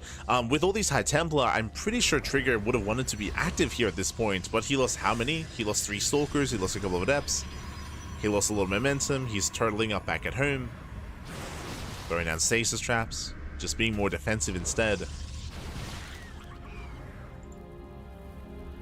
And with that, Solar is just freely taking more bases. He's freely just enjoying his map control. Now we do have some safety cannons in position, even though Trigger, he hasn't scouted the Spire.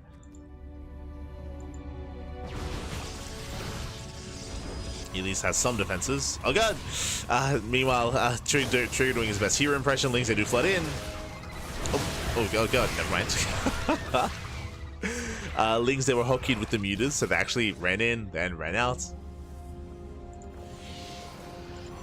So Lings are dealt with.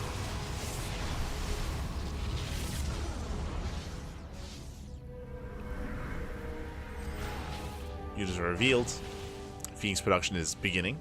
Is commencing. And so far Trigger is keeping up. Okay. Keeping up with the mutas. Storm will zone away. And the mutas, they haven't really achieved too much damage yet. What I will say is that Solar does at least have map control, and he's freely still expanding and droning and taking more gases. But the army itself hasn't done much.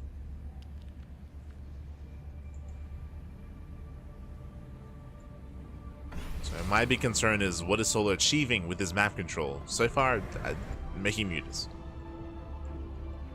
And mutas, they can be quite fragile. Speaking of, Storm goes off, gets High Templar. One High Templar goes down, we need more Storms. Arkham gets surrounded. More Storms are coming in.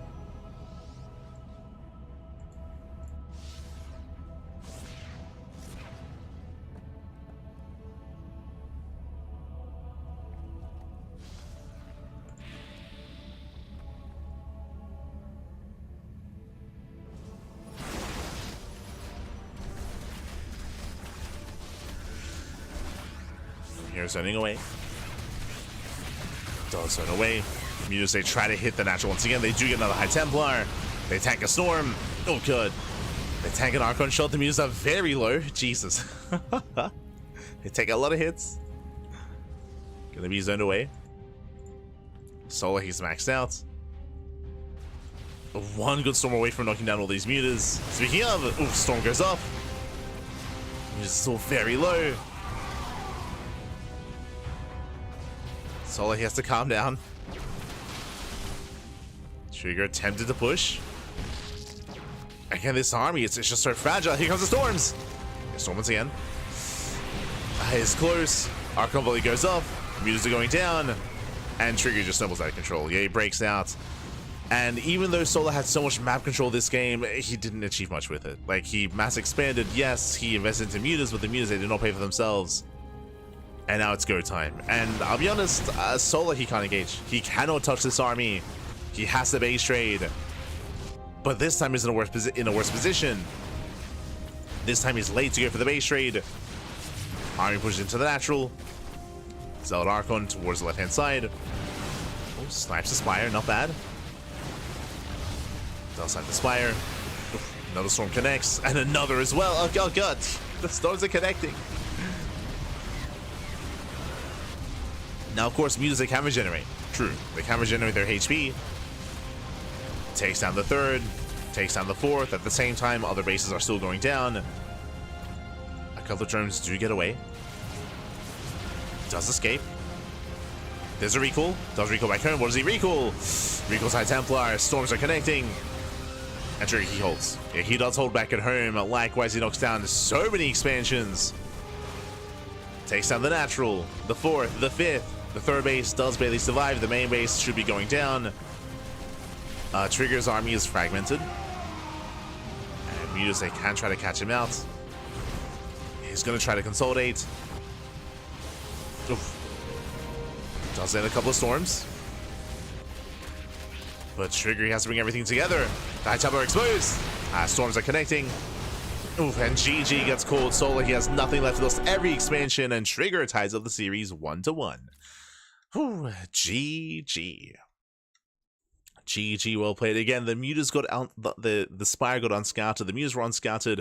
We saw Solar mass expanding, he had full map control, and he was doubling down into mass muta, but as we saw, mutas in a head-on fight, they are fragile, they don't really do too much, and this time Trigger defended quite well. He defended very nicely here against the mutas. He didn't really sustain any damage from the mass muta.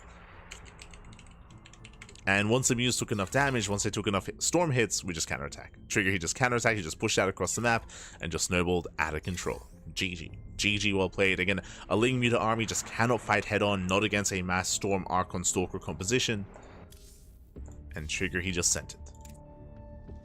And from here, we're going into Game 3. We're going into Game 3, we'll see who takes the lead in the series, who does gain momentum, as we jump into that third game. Let's go. Let us go.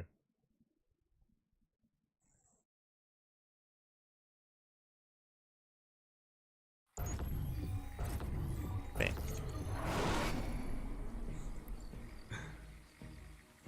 As we're getting into Game 3 and spawning in the bottom right hand corner of Incorporeal, we have the South Korean Zerg player, we have the Red Zerg representing Team Falcons. Being forced into the into a tied series, we'll see if we can bring it back. It is Solar. And spawning in the top left-hand corner, we have the Canadian Protoss player, we have the Blue Protoss representing Basilisk. It is Trigger. Here we go.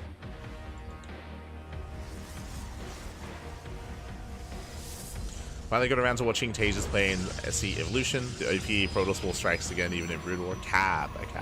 Yeah, Tasia, he's looking in form. He's looking good. I didn't expect him to perform as well as he did, so I was pleasantly surprised that Taja's actually... It looks like he's actively playing and practicing StarCraft Evolution. Right now, I would say he's kind of on the bottom end when it comes to like Terran players. Like Kiwin is still looking more informed than Tasia. You could argue Supernova as well. Obviously Bjorn and some of the other Korean Terrans, Quanta, Bratok. But he's looking like well practiced, I should say, which is good to see. Which is really cool to see. So I look forward to seeing more of Tasia. Look forward to seeing more.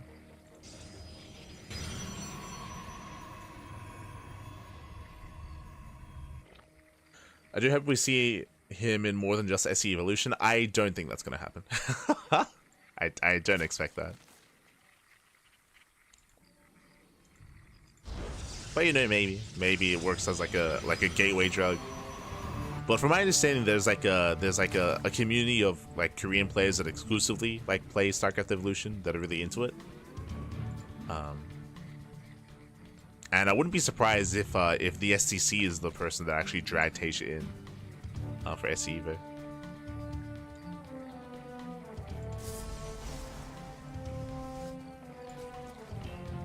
But regardless, really cool to see. And we'll be seeing more of Tasia in the coming days, actually. He played in a show match. I say in a show match. There was an invitational. It was the StarCraft Evolution Masters number 4. So Tasia did play an invitational. And we're going to be covering that, I think, either, not tomorrow, in 2 days. In 2 days' time, we'll be going over that. So there'll be more of Tasia and some of the other players as well. I look forward to it. As to now, we're going to be opening up. Once again, standard openers. We do see Trigger being in a bit of annoyance here. The goal here is to buy some time for the Adepts. Oh, and can he buy enough time? Pylon is killed, not cancelled. That's a big investment here. The Adept does arrive. And will zone away. And again, that was a big commitment here from Trigger. Once again, doesn't eye the expansion. Being so annoying. Does delay. Now, if Trigger was able to cancel the pylon in time, I think that would be perfectly fine. Because he lost the pylon here, it's a little bit harder to justify. As Solar now expands. A late third. Late third base. As so the purpose of the pylon block was to just buy enough time for the Adepts, which did kind of work, but was costly. Behind this Trigger getting into his own Oracle production. Building up.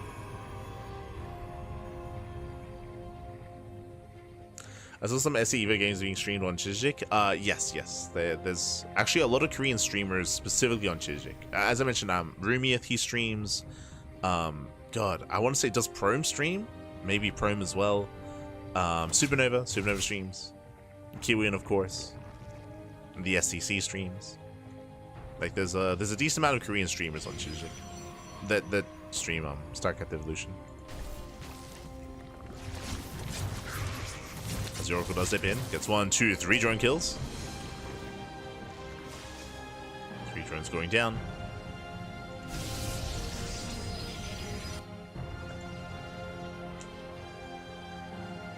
Not bad.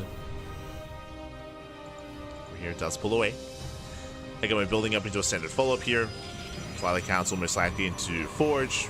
I was really concerned with Trigger last game just because of how much map control he gave Solar, but thankfully Solar was going into Mutas. I don't expect him to go Mutas again. We've seen Mutas twice now in this series.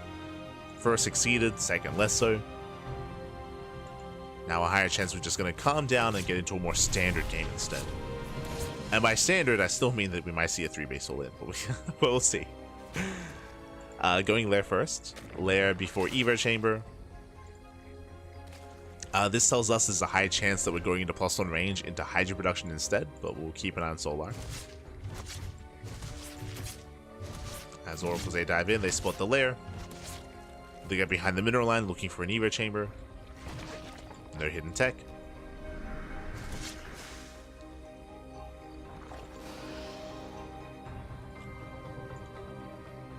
Adepts are being active.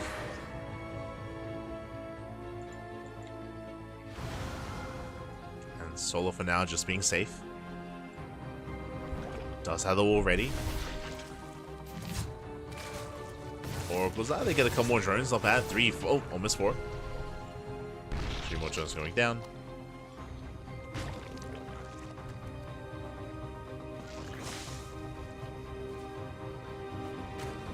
As we mentioned, it's going to be Hydra. So Hydra's going to be on the way. Just like the last game that we saw this on, just like game 1, I should emphasize, we're looking to see if we actually invest into +1 range. So like he might just skip it. If he skips range, then we are going to commit into an all-in. But there it is. Range is on the way, so we're building up into Ling Hydra. Oh, and this time we are taking up into Lurkers. Okay. Infestation is on the way. This is for Lurker Tech, which means Solar he will saturate his 4th base. If you recall, this is what Trigger was expecting in Game 1, and then he was blindsided by Mutaplay instead. Now, what that means coming into the series is that Trigger, he might second-guess himself when it comes to taking into Sky Toss. He might not be as confident. As we do see a massive gateway explosion. Okay, never mind. Massive gateway explosion here. We're not taking. At this point in the game, at this stage of the game, we would expect to see a Temple Archives into Storm or a Bay into Colossus. We see no splash damage, instead Gateway Explosion with a Prism going for a massive push, a massive timing early on with purely Gateways. Changeling does confirm the gateway counts. He's aware. Hive is on the way, Lurker Den is on the way, and can Trigger break Solar before Lurker Tech? That's the goal. That is the goal. Here comes the Prism. Here comes the timing. He's got, I believe, 10. Jesus. So 3 base, 10 gate all in. Prism has arrived, and here comes the Warp in. Yeah, 8 Stalkers at a time. Warp in extra Stalkers towards the end. And again, the goal here is to just break Solar here and now. Remember, no Storm, no Colossus, no further tech, no nothing. Lings, they attempt to counterattack. Stalker's pushing in. Against Solar, he was just so greedy here, taking up. And so far, solid kiting. Solid blink. Yeah, the blink control here is solid. Takes down the Hydras, takes down the Queens. Solar's exposed. At this point, he can just dive in. He can just dive on top of the army. Yeah, Solar getting caught with his pants down. The boys are being pulled. Ooh, does throw away the Oracles. Oracles are thrown away, but it's fine. At this point, it's perfectly fine. As Trigger, he should overwhelm. From here, starts stepping forward. He could just blink on the... There we go. I was like, he could just blink on top of the army. GG gets called, and Trigger, he will take a 2-1 lead in the series. Whew, GG.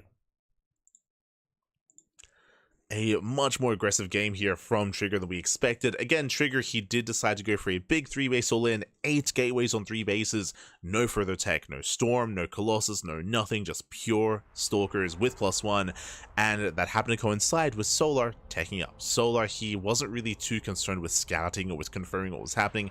Solar, he was taking up into a Lurker Den, he was droning, taking extra gases, and getting a Hive as well, and none of that helped in the defense. GG. GG, well played. Again, Solar, he was just a little bit too greedy, and again, he didn't scout, or he wasn't able to confirm the all-in that was coming his way. Didn't realize how much danger he was in, and with that, we're getting into game number 4. Let's go. We're jumping to game 4. Game 4 going to be on Ultra Love. Oh my god.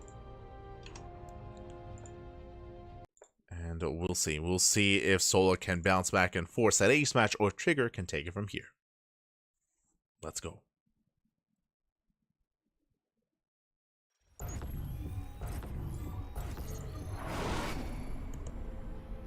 As spawning in the top right-hand corner here of Ultra Love, we have the South Korean Zerg player. We have the Red Zerg representing Team Falcons. Oh.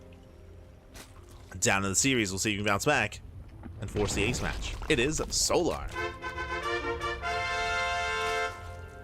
And spawning in the bottom-hand corner, we have the Canadian Protoss player. We have the Blue Protoss representing Basilisk. It is Trigger.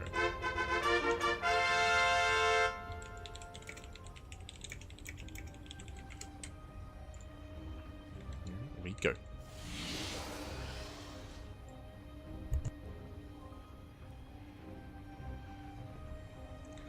As we are going to be settling in.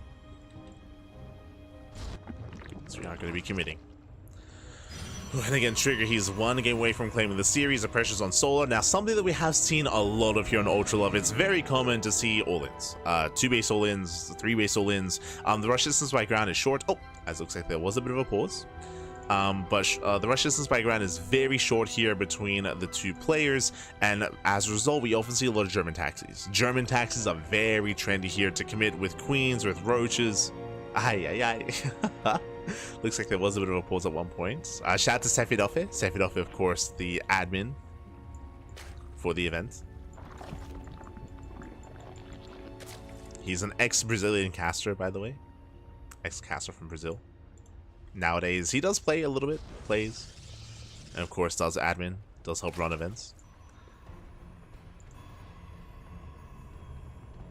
But again, right, I should emphasize, the rush distance by ground between this 3rd base and this base here is very short.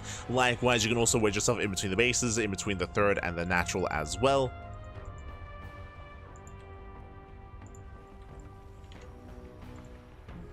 Can't commit.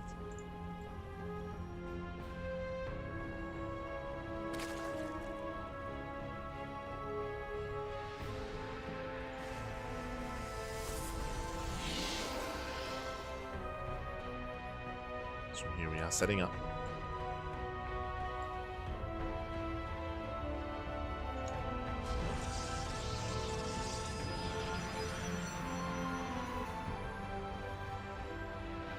seeing the chats discussion about Twitch being banned in Korea. Twitch, as I said, basically Twitch, they don't provide their service to Koreans. What that means is that they don't provide any Twitch partnerships or any monetary compensation. So technically people can stream from Korea, but they don't get paid. So they don't receive like any ad revenue or AdSense. They don't get any money from Twitch subscriptions either. So they're de-incentivized from streaming using the Twitch platform. They don't get any monetary compensation. So that's why all the Koreans left, and that's why CranKy and Soup did open up, or I should say CranKy opened up. Soup as that platform is just Africa. They just rebranded. But that's why a lot of Koreans switched to either Soup, to CranKy, or to YouTube. They also switched to YouTube as well.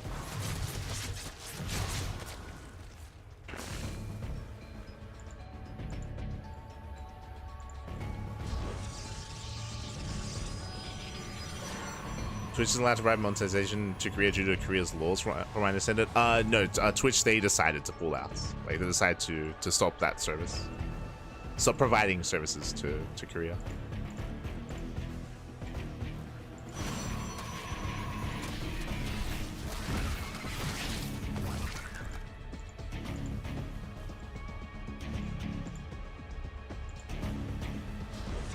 Which is why there was a lot of outrage from the Korean scene. And fun fact, it's also why the CranKy platform was very last minute. Like, a shout out to those working on CranKy, of course, but like it was more of a last kind of minute endeavor to kind of like as a band-aid solution to have something for a lot of the Koreans to fall back on after like Twitch pulled out.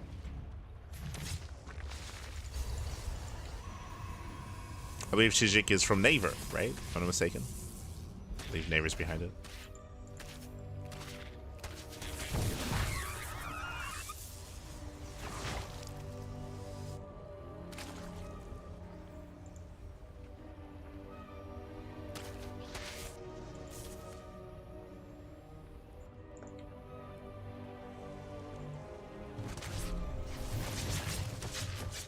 So I'm here, Oracles, I do commit in. Oh.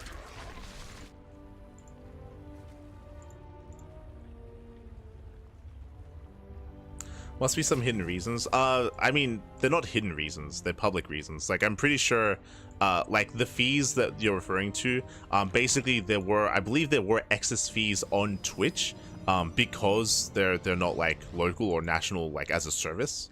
So they didn't have as many benefits as, like, as Soup, for example, like, whose monetary costs are less.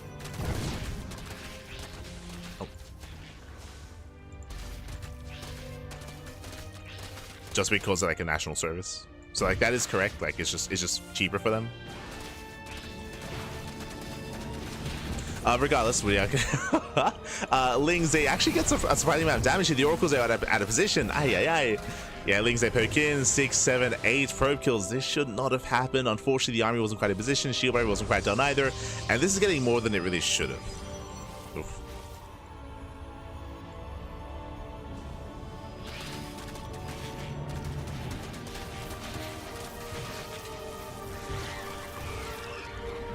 Yes. As Mido was saying, yes, the fees were higher from like international like services.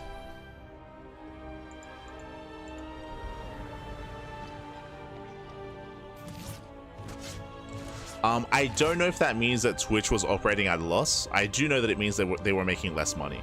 I don't know if it's confirmed that they were operating at a loss or not. It's possible that they just didn't feel like the money that they were earning was worth it, though. Meanwhile, Sol's going for the all-in. I do apologize for being a little bit distracted for this game, but coming into this, it is going to be a German taxi. As we mentioned, this is going to be a 3-base all-in, though, not a 2-base all-in, but it's going to be 3 bases. We have Roaches, we have Lings, we have Ravagers, Queens are moving out, Overlord speed is done, and here comes the taxi. I say the taxi, we're just walking.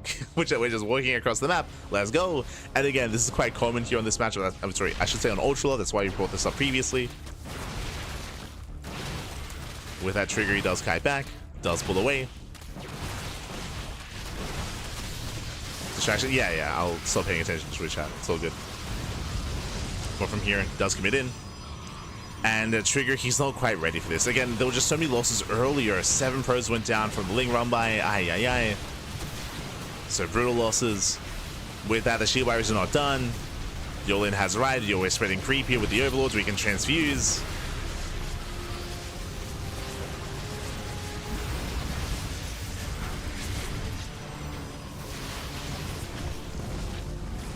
Yeah, with that Trigger, he is pinned back. Behind this, we're just rallying. Again, solo the 4th base just for Larva. Just for Larva. No drones, no saturation. Cutting workers at under 3 base saturation as well.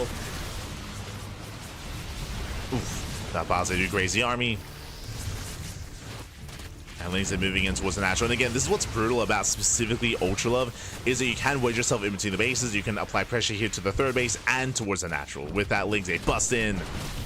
They bust in towards the main. Probes are going down.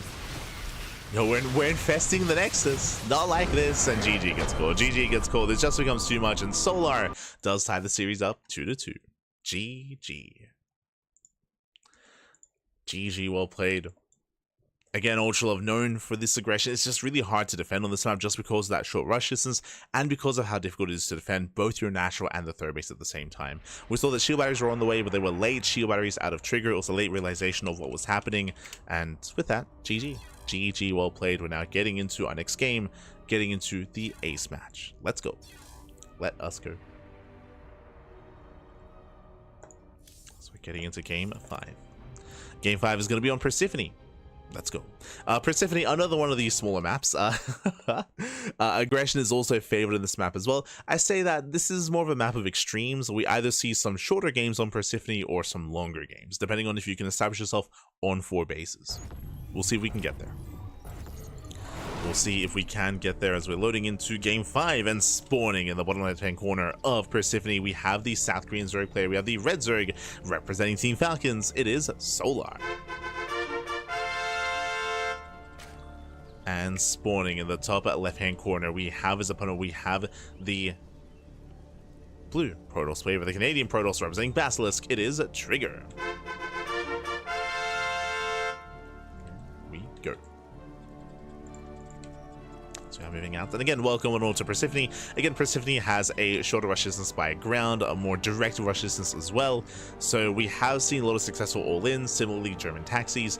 But what I will say is that your 3rd and 4th base are a lot more secure on this map, more so than on Ultra Love. As you can see here, the entrance towards the 3rd base is a little more by the wayside. It's a little more out towards the left-hand side instead. Likewise, there is a ramp, there's high ground elevation here that you can use to defend. And here on the right hand side as well, we have some more choke points. We have some more areas where you can muster up a stronger defense than on Ultra Love. And again, if you can slow the game down, you can slow this down to a crawl, cut the map in half, and end up in the late game. We can take it to the late game here if we can survive on 4 bases. So we'll see how players will approach this. But now, hatch gas full. Standard opener out of Solar. And likewise, Trigger going for his own gate expand.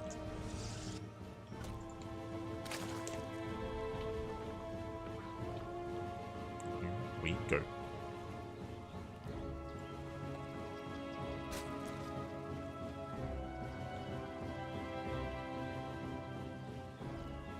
So now we are going to be settling in.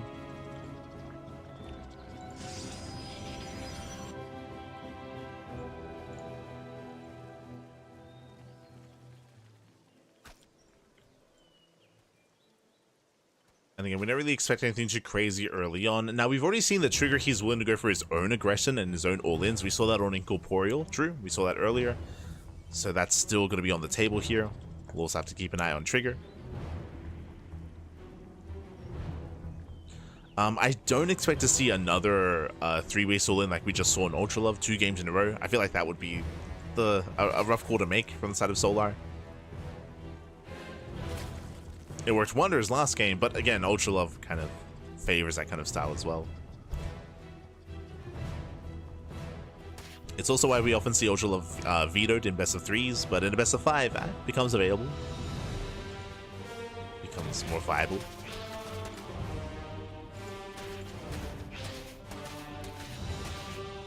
Again, more so like Torches or Lost Fantasy or Maganatha.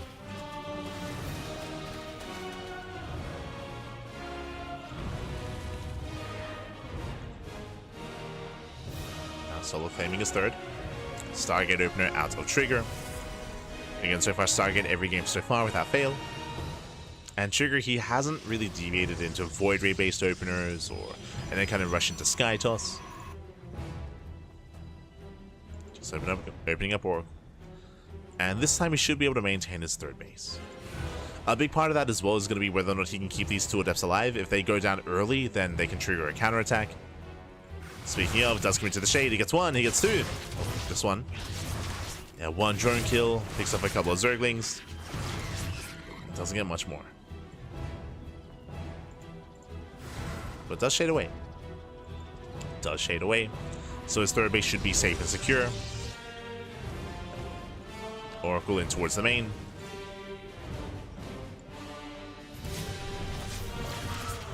Let's get a drone.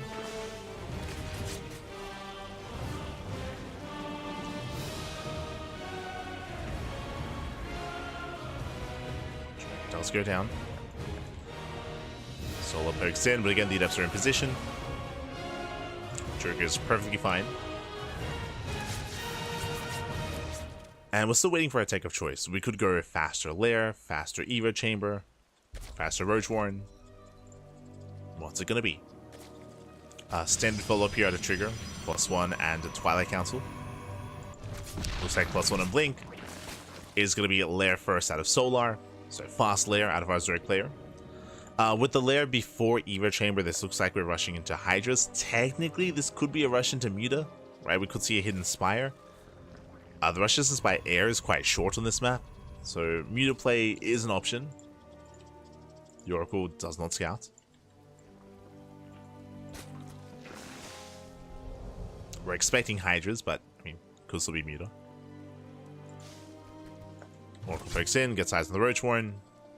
No Evo Chamber yet. Does see gas is being taken, which means there should be a Lair. So Trigger is piecing it all together.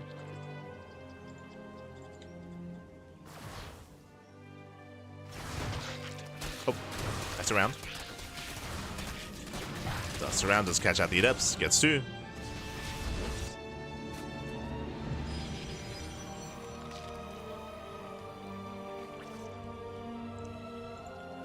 Two Adepts do go down.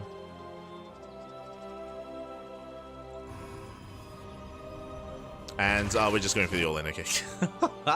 I was waiting to see, I was like, are we going for the Hydrogen or the Spire? What's it going to be? It's just an all-in, okay. So this is a very similar build to last game. I say similar build, it's basically the same build.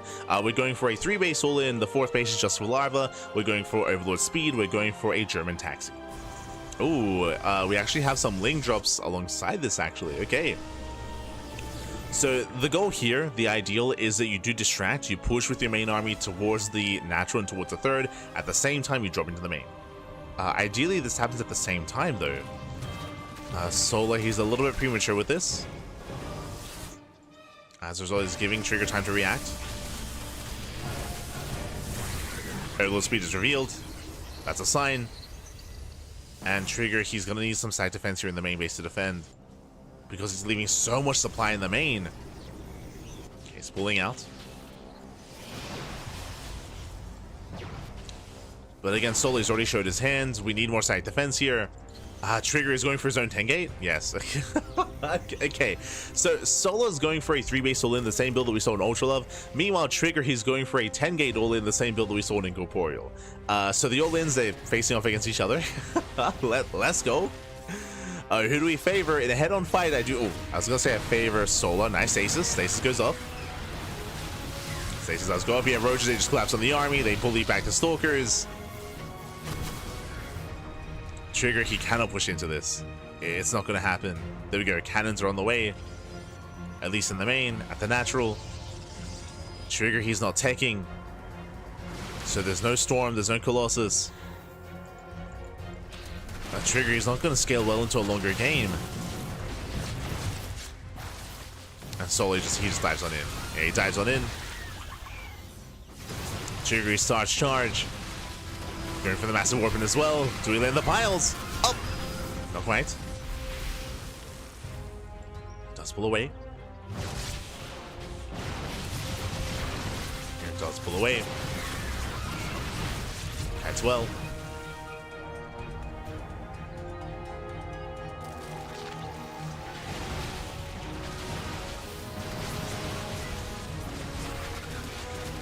Trading with the army.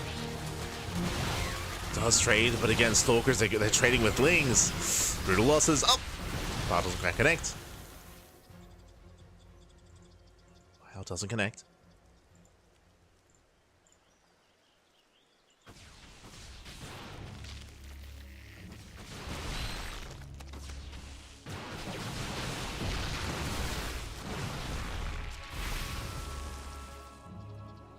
You see Solo peel off a couple of units. Again, Solo he has not been joining this entire time. He does transfer, but it has not been joining. Neither has Trigger. Like, we're still all hitting each other. Both players still hyper committed. Does it with the bile. Stasis goes off. Not bad. Stasis does connect, but Lings, oh, they bust through the third. There's nothing to defend. There's nothing here. Again, no cannons, no shield batteries, no defensive setup. Because Trigger was all in. And Solo's outscaling him. He's just outscaling him at this point. He kills the third base. Ay, ay, ay. And again, because Trigger was all in, that third base means even more.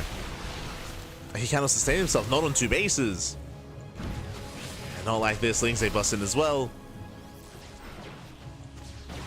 They break into the natural. Trigger, he has enough for one extra warp in. And that's all he's going to have. And Solo, he's maxed. Solo, he's maxed out. He has a massive army to work with. And at least he does have a third up and running. More than I can say for Trigger.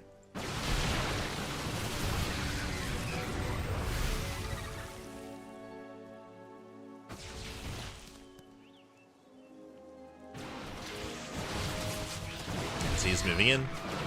I mean, he's trading efficiently for himself. True. He's being efficient. But he's still bleeding out far too much. Yeah, so many Stalkers going to be going down. And there are no reinforcements. There's no way to replenish this. And with that Solo, he does it. He takes it. He will overwhelm. There's just nothing behind this. He counterattacks at the same time, making sure there is no third. Stalkers are falling. Oh god, the piles are connecting as well. And with that Solo, he will claim the series again. Trigger, he did bring us all the way to the ace match. And a crazy way to end the series as well. For both players to just all in each other. But as we saw, like, Solar, his army just scales a little bit better into a longer game. It was also brutal that Trigger, he had no defenses back at home. So losing the third base means he just could not sustain himself.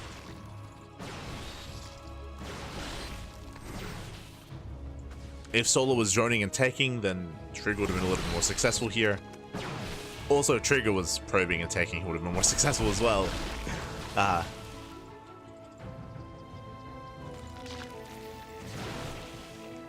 It's the risk you take. It's the risk you take, man. Yeah. It's the gamba. Stalkers, they drop into the main. They're trying to harass again. Trigger is trying to expand. Trying to set anything up.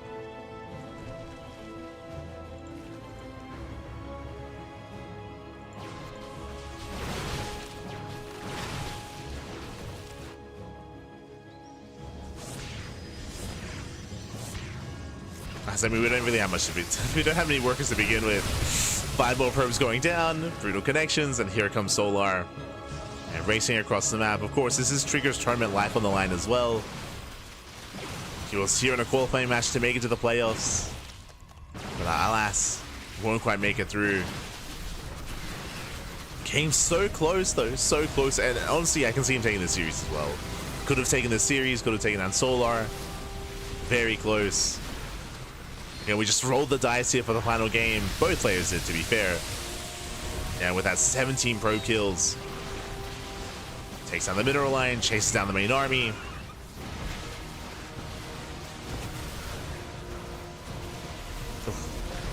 And he breaks through. He breaks through once again into the natural. There's nothing left. No. Yeah, there's just not much left here. Takes down the probes. 24 probe kills. And even the Queens waddle in. They made it. They made it across the map. GG gets called, and Solar, he will claim the series 3-2, advancing on to the playoffs. GG. GG, well played. Congratulations here to Solar. Again, and shout out to Trigger, as he did force the ace match, went all the way to game 5. Again, he had his own strong moments in this series as well. This final game, it was just a really awkward game state to be in, just because both players, they committed into their own builds, into their own all-ins, kind of not aware of each other, I should say, and as a result, we saw that Solar, he was able to outscale Trigger there. More importantly, he was able to counterattack and kill the third base of Trigger to stifle him, to knock him down. Again, when you're going for an all-in, your bases are even that much more important, your workers that much more important, just because you're so limited in how many workers you have, because you're cutting worker production. You don't really have any excess workers or excess bases to fall behind, so what you have is that much more important. With that, GG. With that, GG, well played. With that Trigger, he did run out of steam, ran out of bases, ran out of economy. GG. GG, well played, and Solar will claim it. And with that, that is going to be our final series of the initial broadcast. Here we go. We just wrapped up, I think it was, I want to say, was it 6 or 8 best of 5s? Let's catch up. Let us catch up here. Bam, here we go. So these are all the matches that we did cover via replays from DreamHack Dallas. The rest of the matches we covered live, of course. We were there at the event. I mean, I say there at the event. We were one of the side streams covering the event live. And let me just quickly wrap this up. So it was Serral taking down Solar 3-2.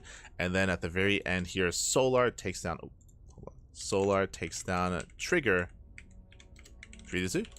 2 ace matches. Let's go. 2 ace matches here. So in the end, these were other matches we did cover, of course. I do recommend the VODs, a lot of really fun series. We had Mario vs Showtime, Shin vs Showtime, Hero and Rainer, Clem and Classic, Serral and Solar, and Trigger and Solar at the very end of our coverage.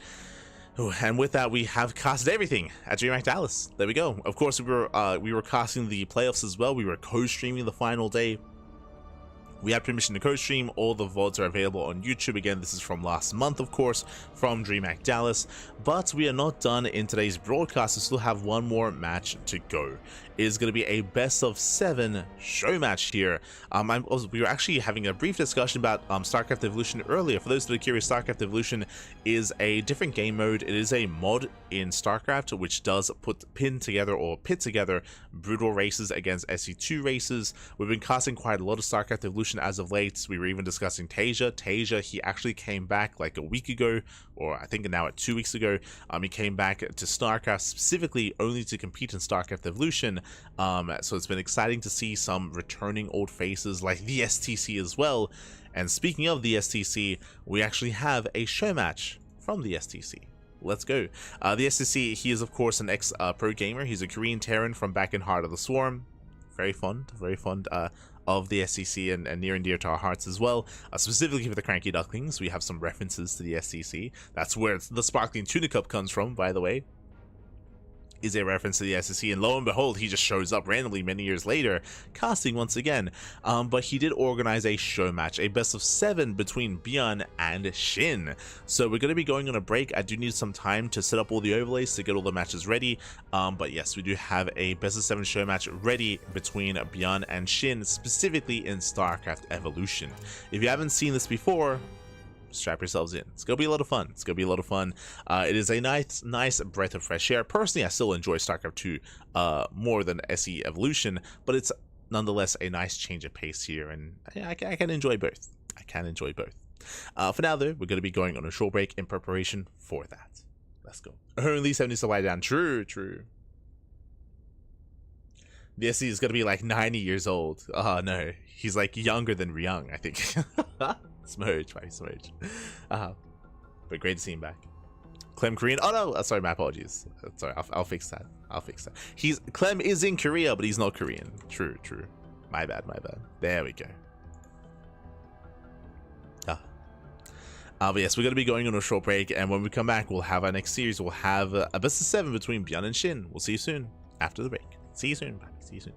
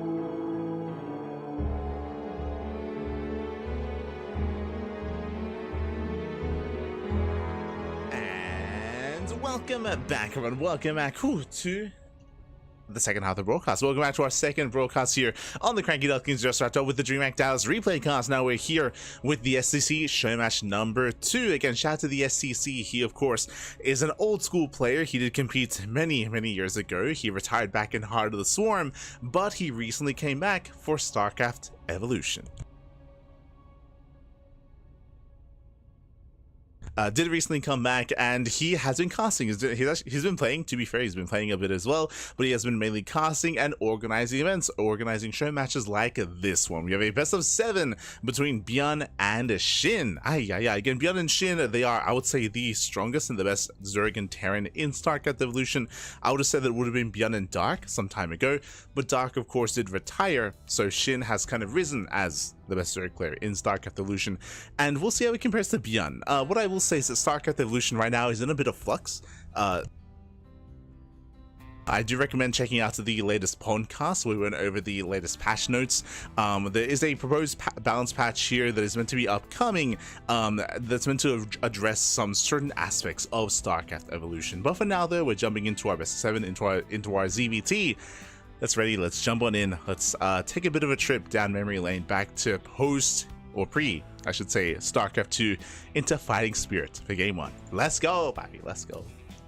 We're jumping in.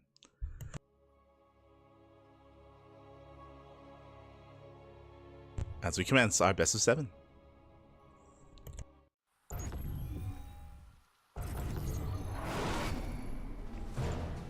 And spawning in the top left-hand corner of Fighting Spirit, we have the StarCraft 2 Zerg player. We have the red Zerg representing Weibo Gaming. It is Shin. And spawning in the top left-hand corner, we have the South Korean Terran player. We have the Brood War Terran representing Shopify Rebellion. It is Bjorn. Here we go, as we do have... Oh, God, no. They're always so chatty whenever I have these show matches. I imagine they're talking about the map. I imagine they're talking about the last time they played on Fighting Spirit, but I will try my best here to get my Google Translate out. I'll do my best. Do my best. Huh.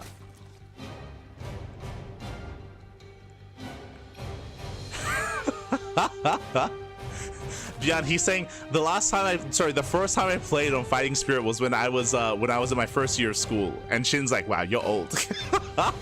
And Bjorn's like, yes, smurge. And they're laughing. But yes, Fighting Spirit is a very old map. And they're reminiscing. They're reminiscing about Fighting Spirit. Oh. Has Shin played on this map before?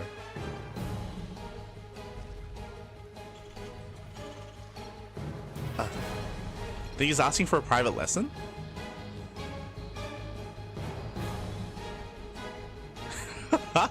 yeah, shit, he's asking for a private lesson. And Bjorn saying, I'm really good at Zerg. I'm actually really good. I think Shin's saying there's no unit control. I think they're talking about Brood War. And Bjorn saying mech is also pretty good. Okay. So there's some banter between the two players, but welcome nonetheless. Welcome to Fighting Spirit. We're going through DreamHack Stim here from Bjorn. It's a very common build in StarCraft Evolution, very common, very powerful as well. Has been nerfed quite a bit over the past couple of months, but still a strong opener nonetheless, and can be quite difficult to deal with. Of course, welcome to Fighting Spirit. 4-player spawn map. You can spawn in top right, top left, and bottom right as well. So 4 possible spawn locations, and we are going to be hitting a very strong Stim timing. Waiting for the Academy, waiting for Stim.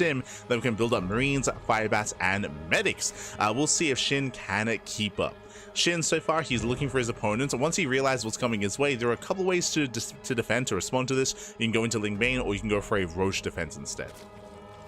So there are different avenues here available.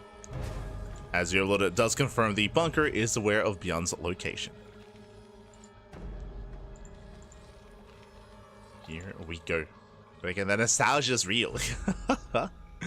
As the Marines are amassing. By now, we would have already seen the Academy, so a bit of a delayed Academy setup here from Bjorn. Interesting. Building up more Marines first to make sure he's secure. There we go. The Academy is now on the way in the main. The Academy has been thrown down.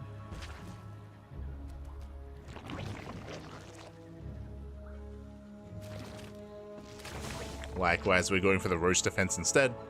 Again, we have seen players defend with Ling Bane, but now we're going for the Roaches here. This does allow Shin to actually counterattack, to muster up a defense, of course, and then to commit across the map instead.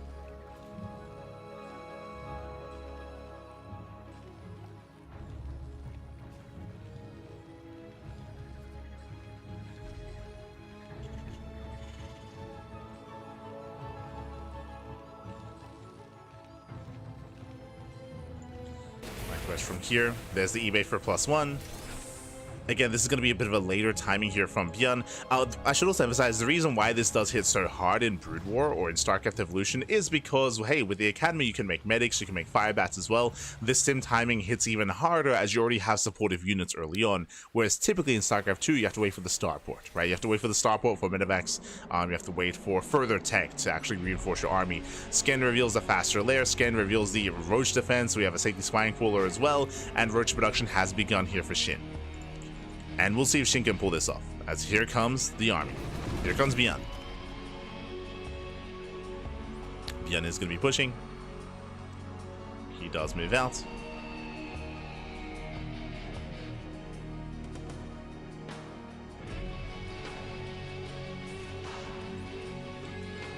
As he moves out, Shin, he's going to try to hold on. He does have 2 queens. He doesn't have a transfuse yet, but he soon will. Okay, it does have one. He has 2. Sorry, he has 2 transfuse. Roaches have arrived, and we can see Byun being very respectful. He does spot the setup. He does respect it, does pull away. He's rotating over towards the 3rd. Here, there is no spine crawler. Shin is keeping up with the rotation. He does spot it with the Overlord. So far, he's keeping up. Oh. Byun does stim. Does rush in. Yeah, and Roaches are going to be targeted. He gets 1, 2, 3, 4. The Roaches are being targeted down. Yeah, brutal pickoffs here. No transfuse.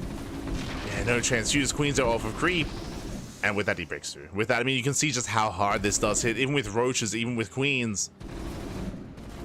Shin, he will lose everything. The base is under fire. Shin, he's waiting for reinforcements. He can still try to deal with this.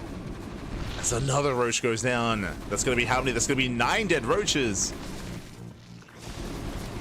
9 Roaches do fall.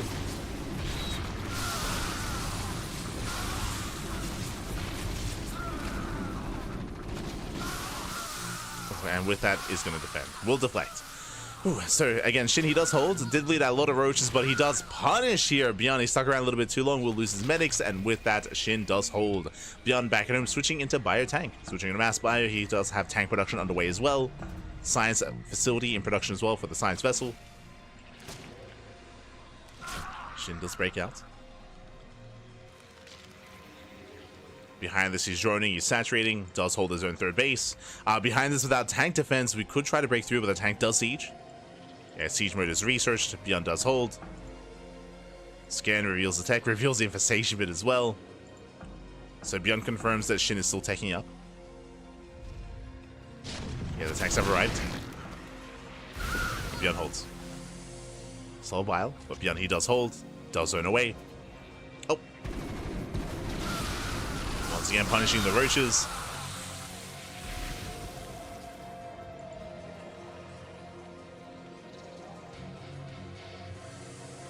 Does look to punish.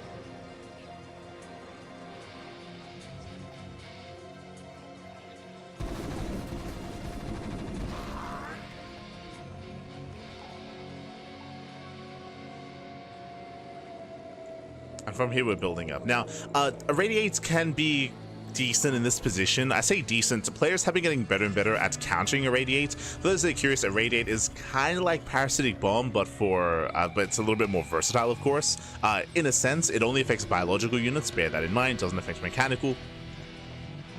But Irradiate is a solid way to deal with clumps of units like this. Now, the reason why I say it's similar is because, if you recall, Parasitic Bomb does persist after death. Irradiate does not. So, players have been getting a lot more better here if they do get Irradiated to focus down and to kill their own units to deny the Irradiate damage.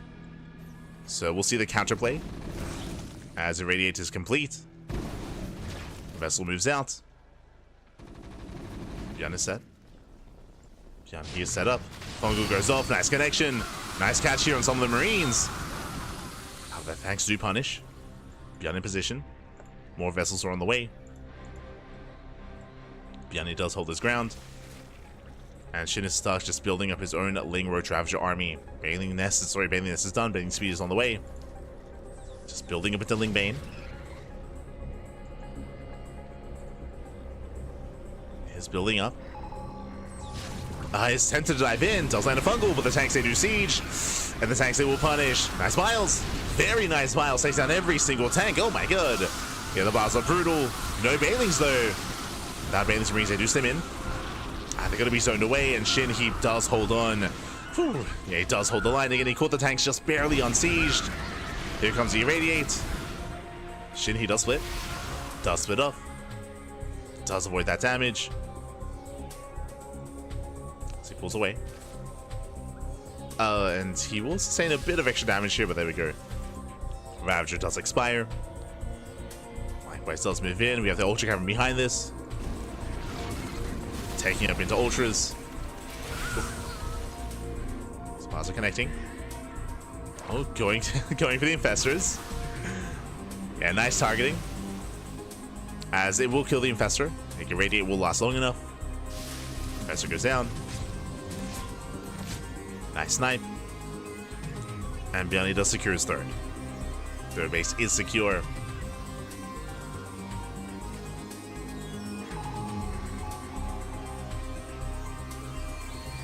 I see this said, how can I play this mod? The mod is available in the StarCraft 2 arcade. There is a beta version of the ladder, so they are working on a more on a matchmaking system and on a ladder version of this. But for now, you do have to find. Oh, I mean, the beta version is available. Otherwise, you can just find customs. I believe there is a Discord. There's a Discord where you can find other people to like play customs with. But the matchmaking system is still in the works. Still in its beta stages.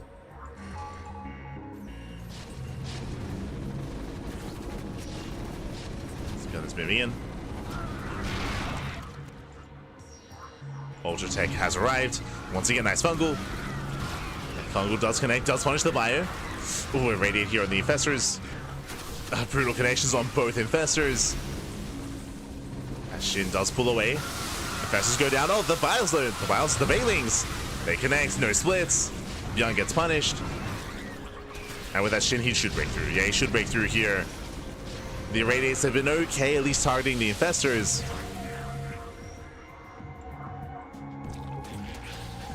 From here, Shin pushing on forward, breaks through the siege line. And should get on top of the expansion. Yeah, the Irradiate does last a long time. He's like, he shuts down his own Ling Bane. The Ultras are breaking through. Down to one Ultra. Does kite back. At the same time, Lings, they flood into the mineral line. Yeah, and SCVs are going down. Bearing in mind, there's no planetary here for Bjorn. I mean, there isn't one available in Brood War. So SCVs are going down. Now, this was still an expensive trade, bearing in mind that Shin did lose both Infestors and he lost both Ultras as well. So these were some expensive losses. Shin behind this doesn't have the best drone count either. He's working towards 3-3. Does find a random base. Does not get down. And unfortunately, Shin, he has no anti-air. So this science vessel count, I'm sorry, has been building up over time. Just building up over time. More vessels.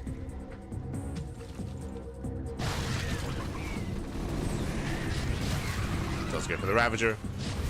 Shin, he splits up. At the same time, Lings, they try to bust in through the third. They're not quite able to do so. Bjorn is holding. Bjorn is stabilizing. Bjorn, he did take a brutal fight in the center of the map, but again, he is stabilizing here. Even irradiating the Overlord. Let's go. Behind the Spire is on the way. I mean, that should be for Corruptors. This is a very risky maneuver here. Bjorn, he can go for mineral lines. He can try to find some damage. That also means that these aren't at home to defend. So no defensive irradiates. But he's fully walling up. You can see here, he's just fully walling up here. He's got his line of tanks. He's got a line of depots as well. Yeah, there we go. Does irradiate the mineral line. Going for the eraser. Does take down some drones. Oh no! Get the transfer. Not now. Does transfer at the same time. We're just pushing in. Yeah, we just commit here into the mineral line or into the tank line. Ultras are going down to 1 Ultra, and it's not going to be enough. Yeah, Beyond he holds. He shuts down the Ultras. Apparently didn't need the vessels at home. Didn't need them. It was fine. He does hold. He's going for more mineral lines. Ay, ay, ay. Yeah, it does erase it once again. For those who are curious what's happening here, remember, Irradiate only does damage to biological, so you can target your own mechanical units like a dropship or like a science vessel, and you can just do AoE damage around you against the Zerg army. And does no damage to the mechanical units themselves, to the vessels.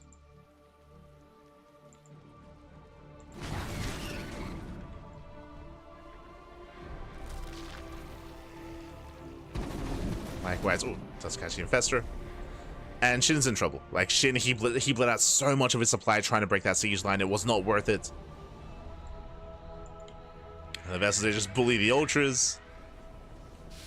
They tag both.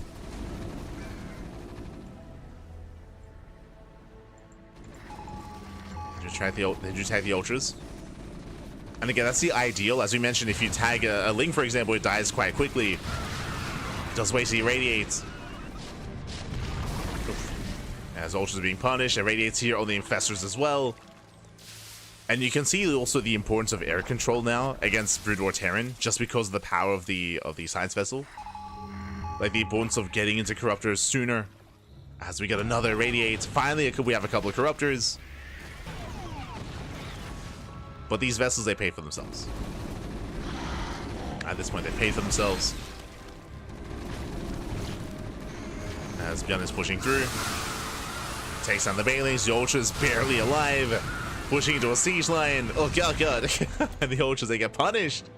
Again, we have what? We have 10 tech behind this. GG gets called, and Bjorn here overwhelms. Bjorn, he takes game number 1. Ooh, GG. GG, well played. With that, we do take game number 1. Bjorn does take a lead in the series. See someone asking in the chat, are these games live? I wasn't paying attention. If you have a look at the title of the stream, it should say whether it is a replay cast or not. Typically, we do have that in the title. Just for those that are curious, but here we go. We are getting into game number 2 here. Again, Bjorn does take a lead in the series. We did see quite a back and forth between Bjorn and Shin, but as we saw, Shin, he got outscaled as the game progressed. He had no good answer for those science vessels until the very end. So finally, we saw some Corruptors, but by then it was too little too late, and now we're getting into game number 2. As spawning in the bottom right-hand corner of Pylon, we have our South Korean Zerg player. We have the Red Zerg representing Weibo Gaming, WBG. It is Shin. And spawning in the top left-hand corner, we have the Brood War Terran player. We have the Blue Terran representing Shopify. It is Bjorn. Here we go.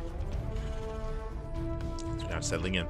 Now, when it comes to Bjorn's builds and what he typically goes for in StarCraft Evolution, there are 2 builds that he's quite fond of. One we just saw, 3x Stim, right? And we saw that didn't kill Shin, but it did kill 9 Roaches, right? It killed 9 Roaches, it forced a reaction, it did keep the worker count low for Shin as well.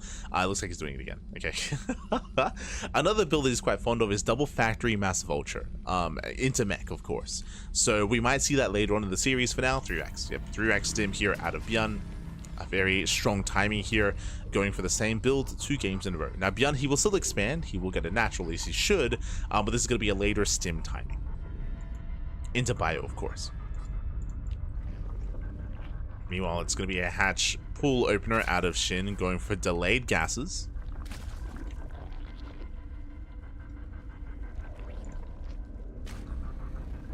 Go.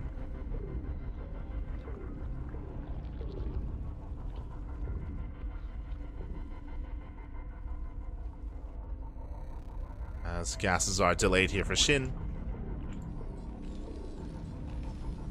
Is it Mass Reapers? This, you can't make Reapers. It's Stim timing. I see Pure Ghost in the chat. This is StarCraft Evolution. The Reapers don't exist. Reapers do not exist. As we mentioned, 3x Stim timing from the beginning. There's the Academy. Stim is on the way. Reapers don't exist. Oh, nice catch on the Overlord. True. He's playing Brood War. It must be Mass Reaper. But there's no expansion here. So this is a much more committed variation from Bjorn. Much more committed. So we're still building up. Shin still trying to confirm. Remember, the Overlord got sniped.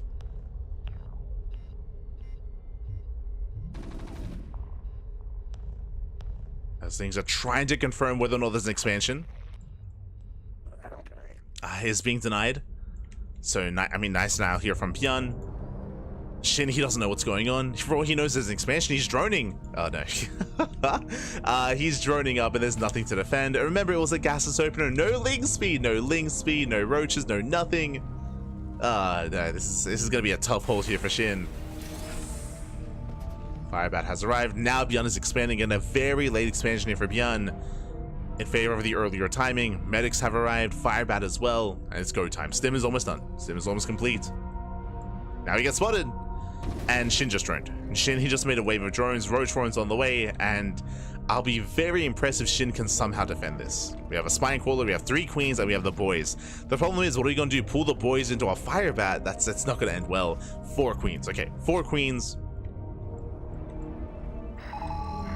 There's no transfuse, there's no energy that we've been injecting. Bjorn sims in. Boys are being pulled. And they're being pulled into the Firebat. Drones are getting roasted. And the Queens are being targeted. He gets 1. He gets 2. He's gonna get all 3. He's just gonna break through. Yeah, he just overwhelms. Again, Shin, he had no idea it was gonna be a 1-base play. Remember, he was trying to scout. He didn't see the lack of expansion. And Shin, he will lose everything. And Bjorn, he will snowball into a win. He'll snowball into a win. Taking down all 4 Queens.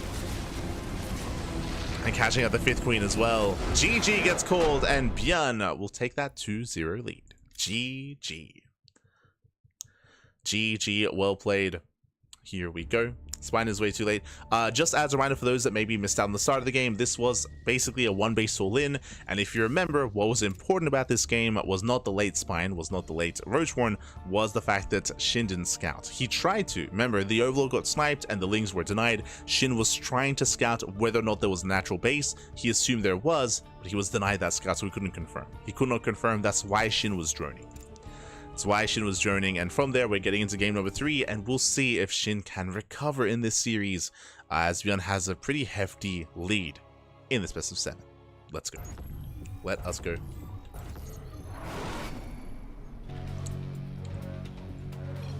As we're getting into game number 3 and spawning in the bottom right hand corner of Sylphid, we have our South Korean Zerg player. We have the Red Zerg. Down in the series, we'll see if he can bounce back, we'll see if he can recover. Representing Weibo Gaming, it is Shin. And spawning in the top left-hand corner, we have his opponent. We have the Teal Terran player. We have the Brutal Terran. For Shopify, it is Bjorn. The banter continues. I'll try to get the translations. I'll do my best. Huh.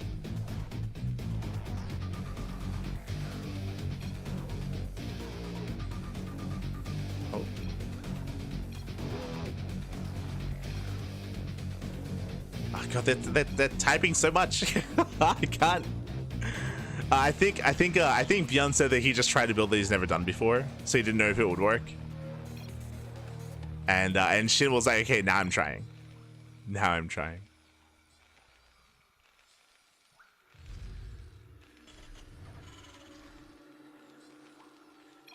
Oh, are they talking about going mountain climbing? For those that are curious, Shin did go mountain climbing with Creator and Bjorn over the weekend. I think that might be what they're talking about, actually. Oh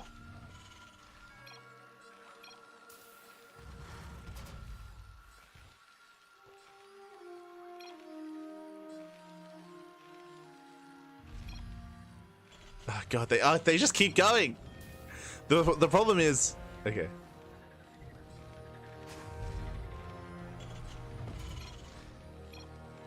All right, Shin's just saying it's losing 2 games in a row hurts. But the problem is that, like, when it comes, same build, by the way. Sorry, I say same build. This is the same build we saw in game 1, not the same build as last time. So this is going to be a faster CC going for 3x sim timing. But basically, with my Google Translate on my phone, because they keep scrolling up because they're typing so much, it removes the translate. So I can't translate back. They're talking too much. Oh no. But yes, Vienna is going for another sim timing. As I mentioned before, this is just a really strong build currently in StarCraft Evolution, just a really, really strong way to open up. This doesn't kill, as we saw in game 1, right? It didn't kill Shin. Shin was able to defend, he was able to stabilize into a longer game state, but welcome to Sylphid, a 3-player spawn map. When you see Shin, he's searching for his opponent, he does find Beyond's spawn location, and again, we're building up towards that sim timing, but this is going to be a later timing by Beyond. But once again, it hits with medics and it hits with fire bats. The prerequisite to make a medic and to make a fire bat is the academy. So the academy is on the way to gain access to that tech. That's why this does hit faster and does hit harder than in StarCraft 2.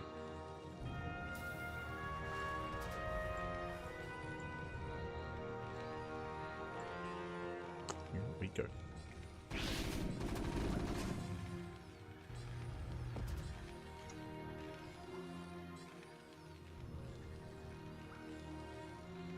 Here we go.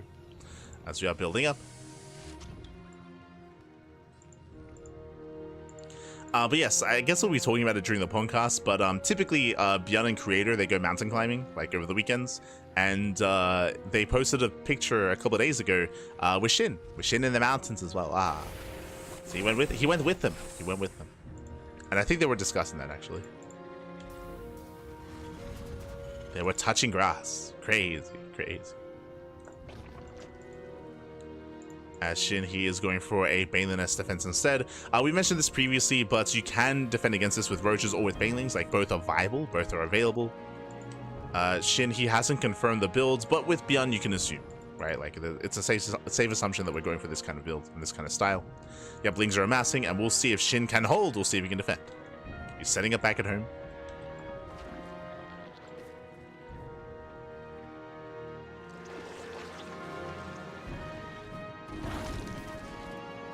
This A player here with Lings too early for the 3x push to get enough biomounts. If you're talking about a more aggressive kind of style, I think I saw 3-Point do that. I believe 3-Point, I think he might have done that against Brathos, maybe. Oh, for now, Shin chasing this off of creep. Nice kiting here from Bjorn. But again, he's just buying time for his Banelings. And with his help with the Banelings, he should hold. Like, with that Shin, he can now drone. There we go, 8 drones are on the way. He can saturate, and now we can head into a longer game state. So getting into a longer game. Beyond, he throws down 2 more Raxes, getting to a 5-rack setup, working towards 2, 3, 8 shells, and getting into the mid game. Beyond, he rotates, he's checking for the 3rd. He has yet to confirm its location. Now he is aware. Keeping it with Shin. Shin does go in for the surround. Oh, doesn't quite lock it down though. Yeah, doesn't quite get the surround he was hoping for. Shin gets punished. Was close. Was clutch. Shin pulling away. Again, dancing on the edge of creep. There's a scan. Oof, Shin doesn't quite get what he wanted. Again, ideally, he's waiting for Beyond to overextend onto creep and then surround. That's what he's hoping for at least, but Beyond being careful, he does stay on the edge, does pull back, takes down the tumor, backs off. So nice snipe there from Beyond. Behind this, layer is on the way. Shin, saturating on 3 bases, is droning. He's droning up.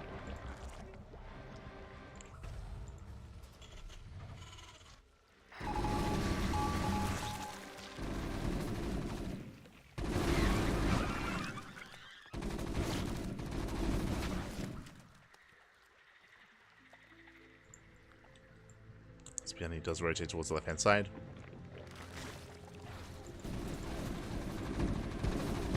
Marie's a catch out of queen.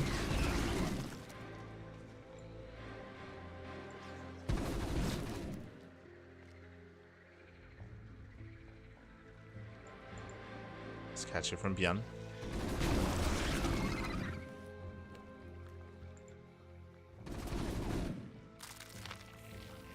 Nice catch. Beyond still just rallying everything across the map. Remember, we did bring up the fact that he went up to 5 Raxes. He's not expanding. Oh, sorry, he is expanding. A bit of a later 3rd. Still just applying so much pressure, though. Denying so much creep. Again, there's only 2 active tumors here. There's barely any creep here for Shin. Bailing speed about to kick in. Can he dive on top of the tank in time? It's going to be close. The tank will siege. The tank does siege up. Shin coming in from a bit of an awkward angle. Does come in from behind. Yeah, it does get the surround. It does collapse on the army. Cleans up everything. Yeah, Marines, they get swallowed up. Tank goes down, and Shin holds. Whew. Shin, he does hold on. Again, just really patient play from Shin. And Byeon was so dedicated. Remember, Byeon, his third base is late. It's a late third base. Tank gets caught as well. The tank should be caught. Okay, we're good. Tank is surrounded. Third base on the way, but there's not really much to defend. And Shin, he shouldn't let this third base get up and running, not too freely. But now Shin is droning. Shin, he pulls away for the time being. Waiting for 1-1 upgrades. Third base is getting up. Shin, he does not see the third base yet. He's not fully aware. For all he knows, it was a 2-base all-in.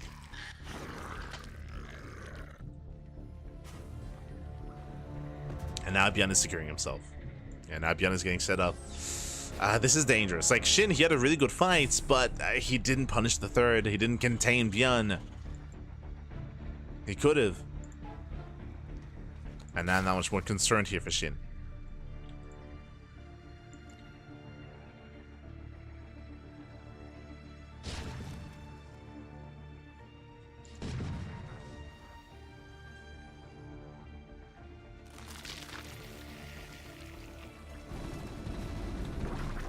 Oh, now he's aware. Gonna try to engage. Again, pushing up the ramp into this kind of army, it's going to be difficult. Shin is back and he's droning. He's droning, he's taking him into Hydras, Infestation Bits on the way, into Hive, into Lingbane, Hydra Viper, I would imagine. I'd imagine that's the goal here for Shin. We'll see if he can get there. And we'll see if it's too late. Beyond throwing down his factories, we do have vessel production underway. Radiate hasn't been resourced yet. Not quite there yet. But we're getting there. And here comes the Hive.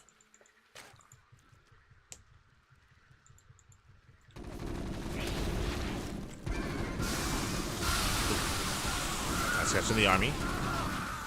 I would say that we're about to find out. I mean, Shin might find out the hard way, actually. When it comes to spellcasters, when it comes to Vipers and Infestors, they do feel a little bit less viable or just a little bit less impactful here against Brutal or Terran, just because of how the Irradiate works. Like we saw in Game 1, how Byeon was able to punish and shut down every single Infestor. Whenever they showed up, bam, Irradiates. It feels like a similar dynamic could be the case with Vipers as well. Now, the one thing that I will say is that thankfully this time Shin, because he's going into Hydras, he will have anti-air. Remember, in Game 1, he went Ultra, not Hydra. And he was very late when it came to his Corruptor production. So he will have more anti-air, which means he could abduct, true. He could abduct the vessels into Hydras. He can collapse in. He has a little bit more to work with. Assuming we're going into Viper production, which I feel like should be the case.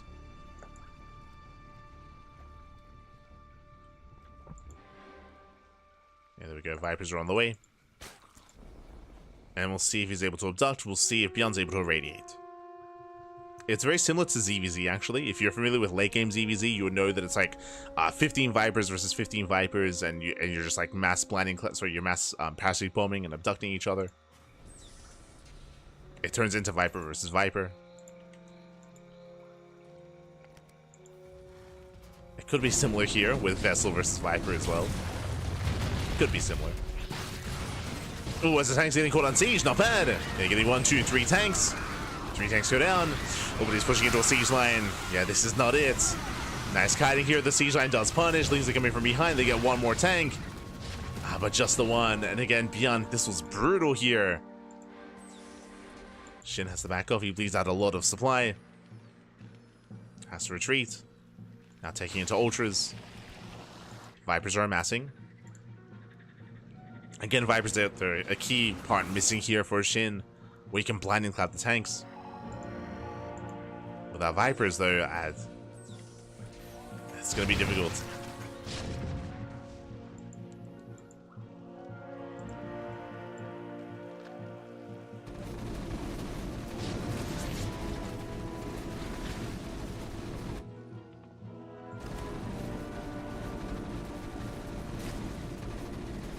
Vipers are moving in. No blinding cloud. Yeah, 1, 2 blinding clouds. Nicely done. Where are the vessels? Yes, tanks are falling. And do we have any? Wait, 0? Wait, what? Never mind. He didn't really get into mass vessel production and no radiate either. Now with that, Shin is breaking through. Shin gets it up with the tanks. It does run out of steam towards the end, but still a better trade here for Shin. Rotates over. And he does bleed out some Vipers down to 1. 1 Viper left. I'm hoping that Shin does keep replenishing. I do hope that's the case. As Bjorn is being active, there's no other Vipers in production. So 1 Viper, that's all we have. Shin, get out of here. Bjorn moving in. Almost getting caught out. Yeah, almost. So far, Bjorn does hold the line. Turns away the army. Shin coming in from behind, gets 1 tank. Gets the 1. It's okay damage, but again, Shin, he's kind of abandoned the idea of going into Vipers, which is concerning. Like, remember, there's no EMPs, there's no radiates, there's no nothing out of Bjorn. Vipers, they can have free reign. They could. Things are trickling in. Gets 3 more tanks, not bad. Okay. Bjorn does overextend. His tank line is thinned out. The Ultra does bust through. I mean, true. I mean, okay, if there are no radiates, like, the Ultras are that much more effective. Still a little bit messy. And Shin just doubling down, just going mass Ultra. Just making more Ultras at this point.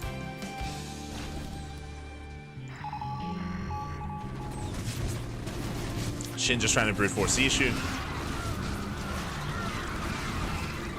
Trying to chase the army off of creep is not going to work out well. Again, the tanks, they hit this so hard. They punish the Ultra so hard. And Bjorn, he's recovering. He's recovering here. Ultras are going down, Lings as well. Yeah, just some really rough fights here from Shin. He will lose the expansion, he has to back off.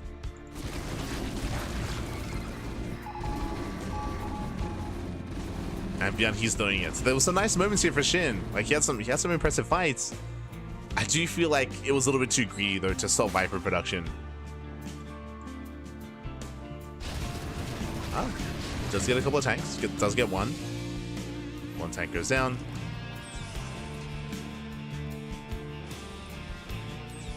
Yo, big shout out to Comecieto in the chat. God, thank you so much. Thank you so much for subscribing. Thank you so much for 5 months. For 2 months in a row. Thank you. Thank you. Do appreciate it. Do appreciate. As Ultras are building up. There we go. We have a Viper on the way. Let's go. It's getting a Viper. Likewise, does find a bunch of unsiege tanks. Does get 1, does get 2. Tanks are going down. Bailey's they crash in as well. Oh, but Shin does overextend. They're bleeding out so many Ultras. And now is the time to counterattack. Bjarni's moving in. He's moving in at this point. He's pushing on through. And Shin has got 1 last fight in him. Can he get on top of the Marines? He cannot. Nah, no shot. Cannot get on top of the Marines. Another base goes down. And again, Shin, he had some nice moments. I want to say he was even ahead in certain parts of this game, but there were a couple of key moments where he didn't take advantage.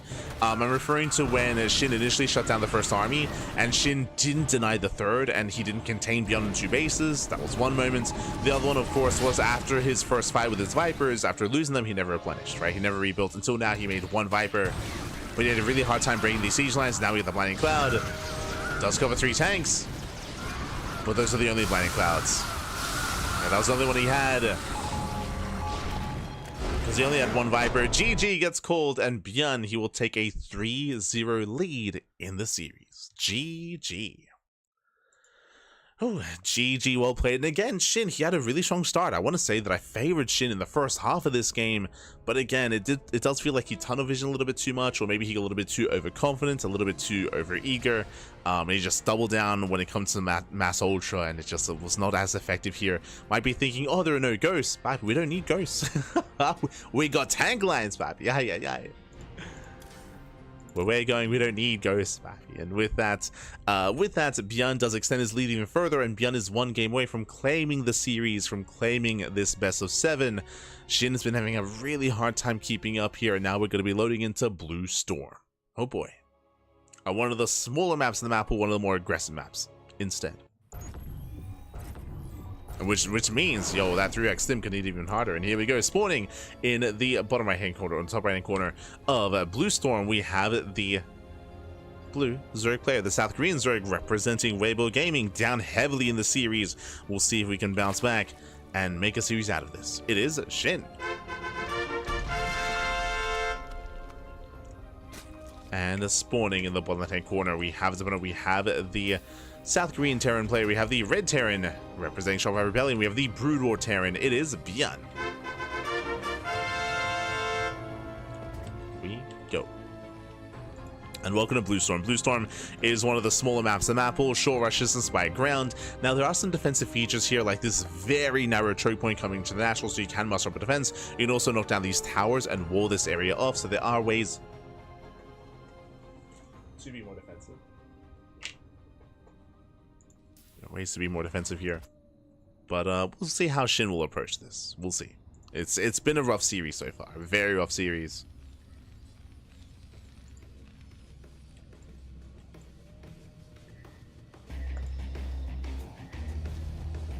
As Björn for the first time, racks expand. Okay, but I can already feel the additional racks is on the way.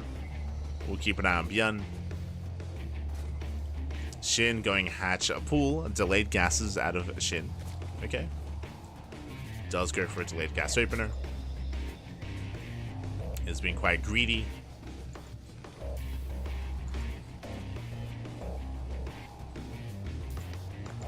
And we'll see how Björn does open up. There we go. Where there's a second rack. So he should be going for another 3x stim timing, or 3x stim opener into a timing attack. And it's going to hit even harder, specifically on Blue Storm. Just because the rush distance by ground is even shorter, and of course you can make use of this position, going for the bunker rush. Ay. Bunker is on the way, does force out spine crawlers, Marines are rallying across the map. And I believe the bunker should be within range of the hatchery. Okay. Now this is delaying mining at the natural, this is forcing out a spine crawler, this is already doing damage. This doesn't have to kill, as we mentioned, like this is already doing inadvertent economic damage to Shin.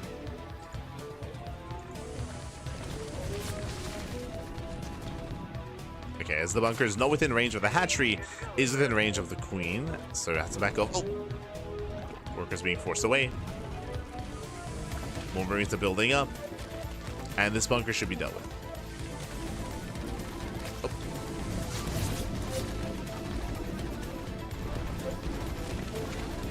Spine crawler edging closer. Behind this, the academy's on the way. Again, that's going to be for stim. Ooh, almost does get a drone. Almost. As the spine crawler will hold the line. Oh.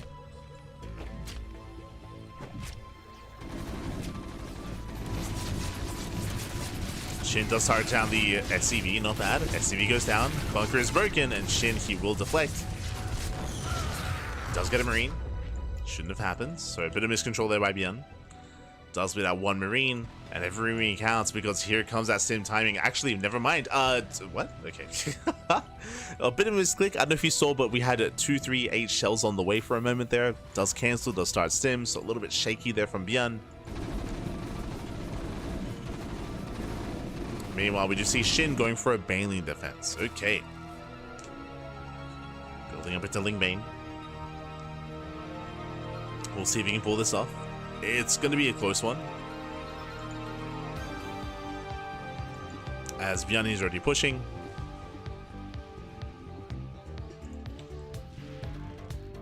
Yo, I appreciate the brutal OST every time. Every time. As Stim is almost done. It's done in 10 seconds. Diving on the third. Maybe the nest is not yet done. Without Banelings, I don't really see these lings engaging too successfully. Gets a queen, gets one, gets two. Well, the fire bat is going to go down. A nice pick off. But the spine crawler does fall as well. Beyond, he's rallying. But Shin, he should hold. Like, he should not lose the natural. And he should save the third. As Banelings are morphing in. Banelings are morphing in. The hatchery's under fire. Can Shin surround this? It's going to be close. As the hatchery is so very low, yeah, he will surround. Yeah, he looks down the army. Oh, the target fire. Oh my god. Yeah, nice target firing, but alas, is going to be surrounded. And Shin, he will barely save the expansion. It got so very low. But the hatchery gets saved. And Shin survives. Back at home, we do have a bunker to defend. We have some Sim City. Shin, we'll see what he can get done here. Does go for the surround. Yeah, boys are being pulled. Nice repair. Gun holds. Yeah, he does hold. We have siege mode being researched. We have 238 shells. Getting to the zone. Bio tank once again. So bio tank set up here by Byan. At least Shin was able to survive and save the base. And we have a game. We have a game. We're getting into the mid game here. Shin, he holds, he saves the expansion. We're going to be able to join up, get into the mid game, get into lair tech, and likewise Byan looking to do something similar.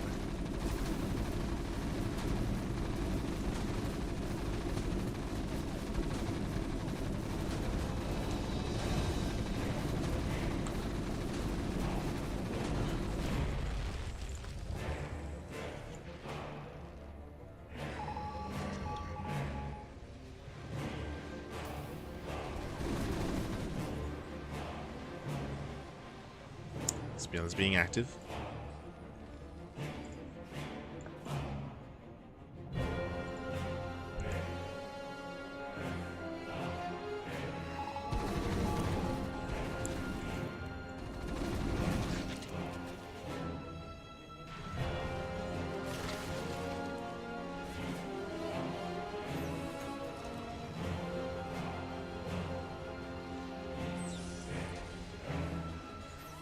Being active. Likewise, moving out. He does have his tanks in a decent position. He does actually punish the mineral line, but he doesn't really have much to protect said tanks. Instead, Shin going for a counterattack. There are reinforcements back at home. There's a bunker as well. Oh, Byan getting into the mineral line. 8 drone kills. Oh, god. This is getting more damage than it should have. Shin, he will collapse in. He will clean this up. That's still 9 workers going down. Gets a queen. And even more drone kills. Lings, they collapse in. Gets a second queen. And 10 drones. And from here, Byan's going to be cleaned up.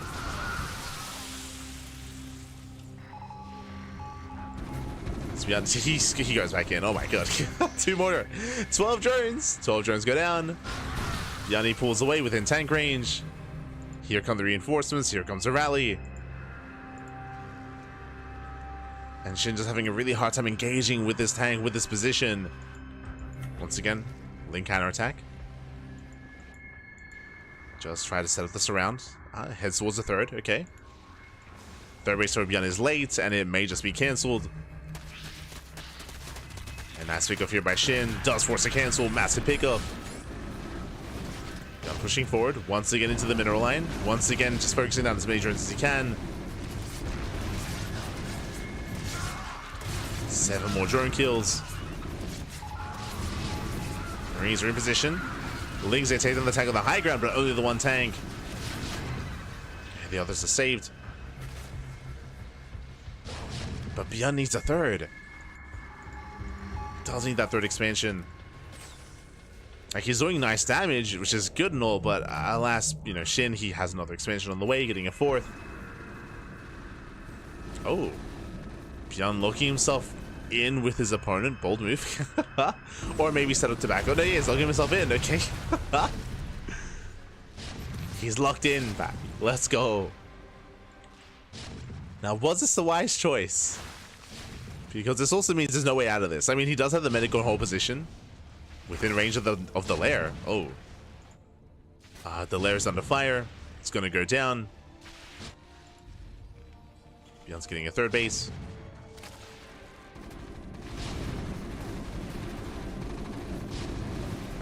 Means they focus on the expansion. Shin, I think he's gonna try to surround, but he little does he know.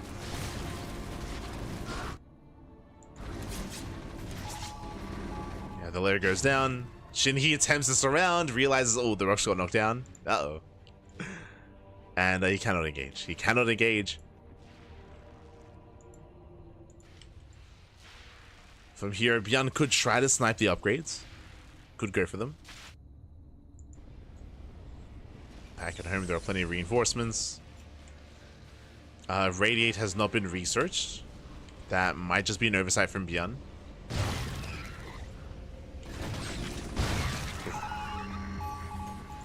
As Beyond does hold back at home. He finally expands. Shin does save some of his drones and is able to saturate on 3 bases.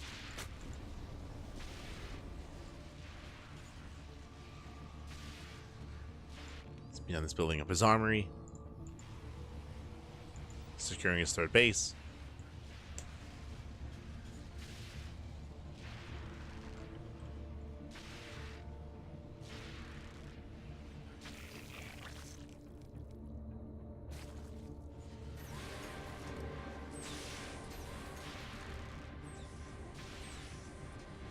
Oh, let's break in.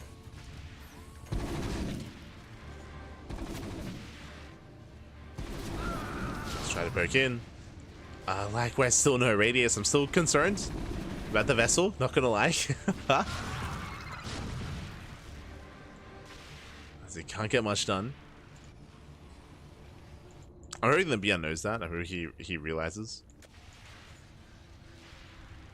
As Shin is just mass expanding, rebuilding his lair, taking more bases. Beyond isn't really punishing anything.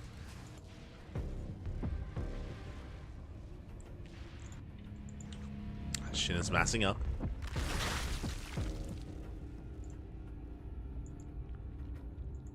Scanning for looking for other armies. Based on the high vessel count here, I think Beyond has forgotten. I'll be honest. I don't think he's really realized what's happening here. I'm still waiting for him to try to irradiate and realize that he can't.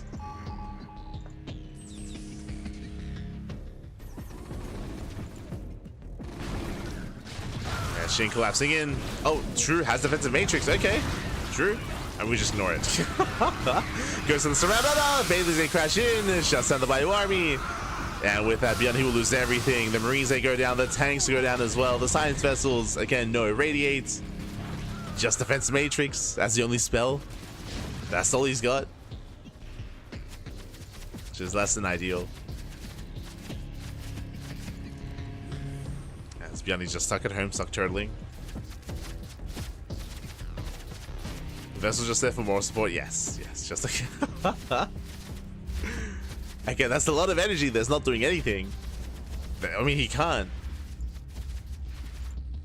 There it is. There, yeah, now he knows. He's like, all right, I need to research it. There we go. Radiate's on the way. He throws down some defense matrix just to do something. Unfortunately, did forget about irradiate. It is a spell that you have to upgrade first before being able to use it.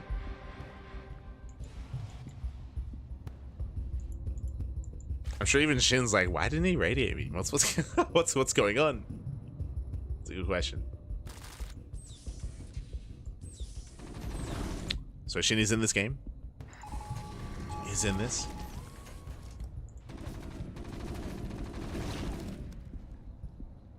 Likewise, trying to break out.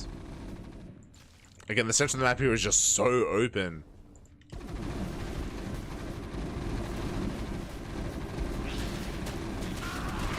That's what's cancelled.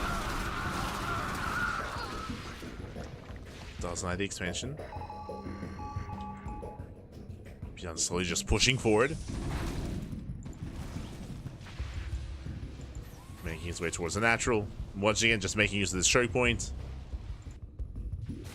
Likewise, Shin looking to try to engage outside here out in the open. These tanks, they're looking quite exposed. It's a high tank count, but the bio isn't there. Army gets spotted. And does head straight for the natural. Yeah, Radiant's not ready. Bailey's getting called out instead. Up! They try to connect. Defense Matrix, let's go, try to tank. Not quite able to though. Yeah, tanks are getting exposed. Nice kiting. Oof. Decent follow-up, no follow-up. Bjorn holds. And he holds the line. Again, they just barely were enough Bailings. I love the idea of going for the defense matrix and trying to bait out Bailings. Didn't quite work out, but I like the idea.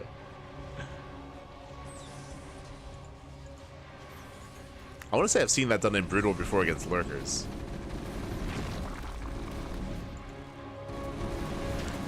Ooh, as he does get him in our line. Nice catch, very nice catch. 10 drone kills. Ooh, Bjorn does overextend.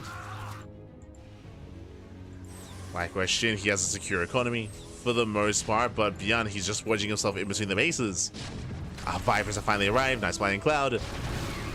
Remember, no medevacs, no way to drop out. Does finally get some irradiates going off. Yeah, but GG gets called. He still takes the fight, still overwhelms, and Bjorn, he will still break through, even with half the game not having irradiate. And Bjorn, he'll take the series. He'll take the series 4-0. GG. GG, well played. He will claim the series here. But it looks like the players may have agreed to play out more matches. We'll have to double check. No. With that GG well played. Bjorn, he does claim the series 4-0. Again, a dominant showing here out of Bjorn. Shin, he had some good moments. I'm bringing it back to Sylphid. Remember, Sylphid, I feel like was Shin's game to lose. Like Shin, he had a really strong start. He was containing Bjorn on 2 bases, or at least he was looking to, but then he didn't, right? He had map control, he had the army, but Shin backed off and he allowed Bjorn to get away with a third, despite not having any tanks. He had no tanks, he had a very, very small army on the map, or really to defend back at home. And Shin didn't press his advantage. With that, Bjorn, he stabilized on Sylphid. Likewise, you saw that despite that, Shin, he had a really good fight, but remember, he was staying on a very low Viper count, and he got punished for it. He was trying to go into Mass Ultra, and he was just being shut down time and time again by the tank count, and GG. GG well played. I do think that, despite that, the games were intense, they were back and forth, but Bjorn does come out with a win. GG well played. With that, he does overwhelm, and congratulations, Bjorn will claim the series. Shout out to Shin, of course, for taking part and for posing a threat to Bjorn in some of these games. Even here in this game as well, we had some unique, a more unique back and forth here, with Bjorn forgetting a radiate, with Bjorn getting caught out in the open as well. So there was some nice moments here from Shin, but overall, Bjorn just abusing that area outside of the natural, with those tanks, with that positioning. GG well played. Congratulations, Bjorn will claim it. Congratulations. Here we go. And with that, we're wrapping up. With that, we're going to be wrapping up here for the day. So I should say for the morning. Today is going to be a little bit different than usual, as we can switch our teams over and catch up on the brackets. Oh, sorry, on our schedule here. We just wrapped up with our morning schedule, with our morning broadcast of the DreamHack Dallas replay cast. And later on tonight is the Wardy TV Monday Tuesday edition. Again, Wardy was traveling back from Germany, back from Home Story Cup. That's why Wardy could not run the Wardy TV Monday last night, so it has been rescheduled to tonight instead. So later on tonight, in around 8 hours time, we're going to be live with the Wardy TV Monday on Tuesday instead. We have the Bigger Story Cup, we have the Pondcast, we have some Home Story Cup replay coverage on Thursday and Friday, and we have the Fusion Esports League qualifiers over the weekend as well. So a very busy weekend, very busy week here, as always, on the CranKy Ducklings. Plenty of content, plenty of StarCraft, plenty on the horizon.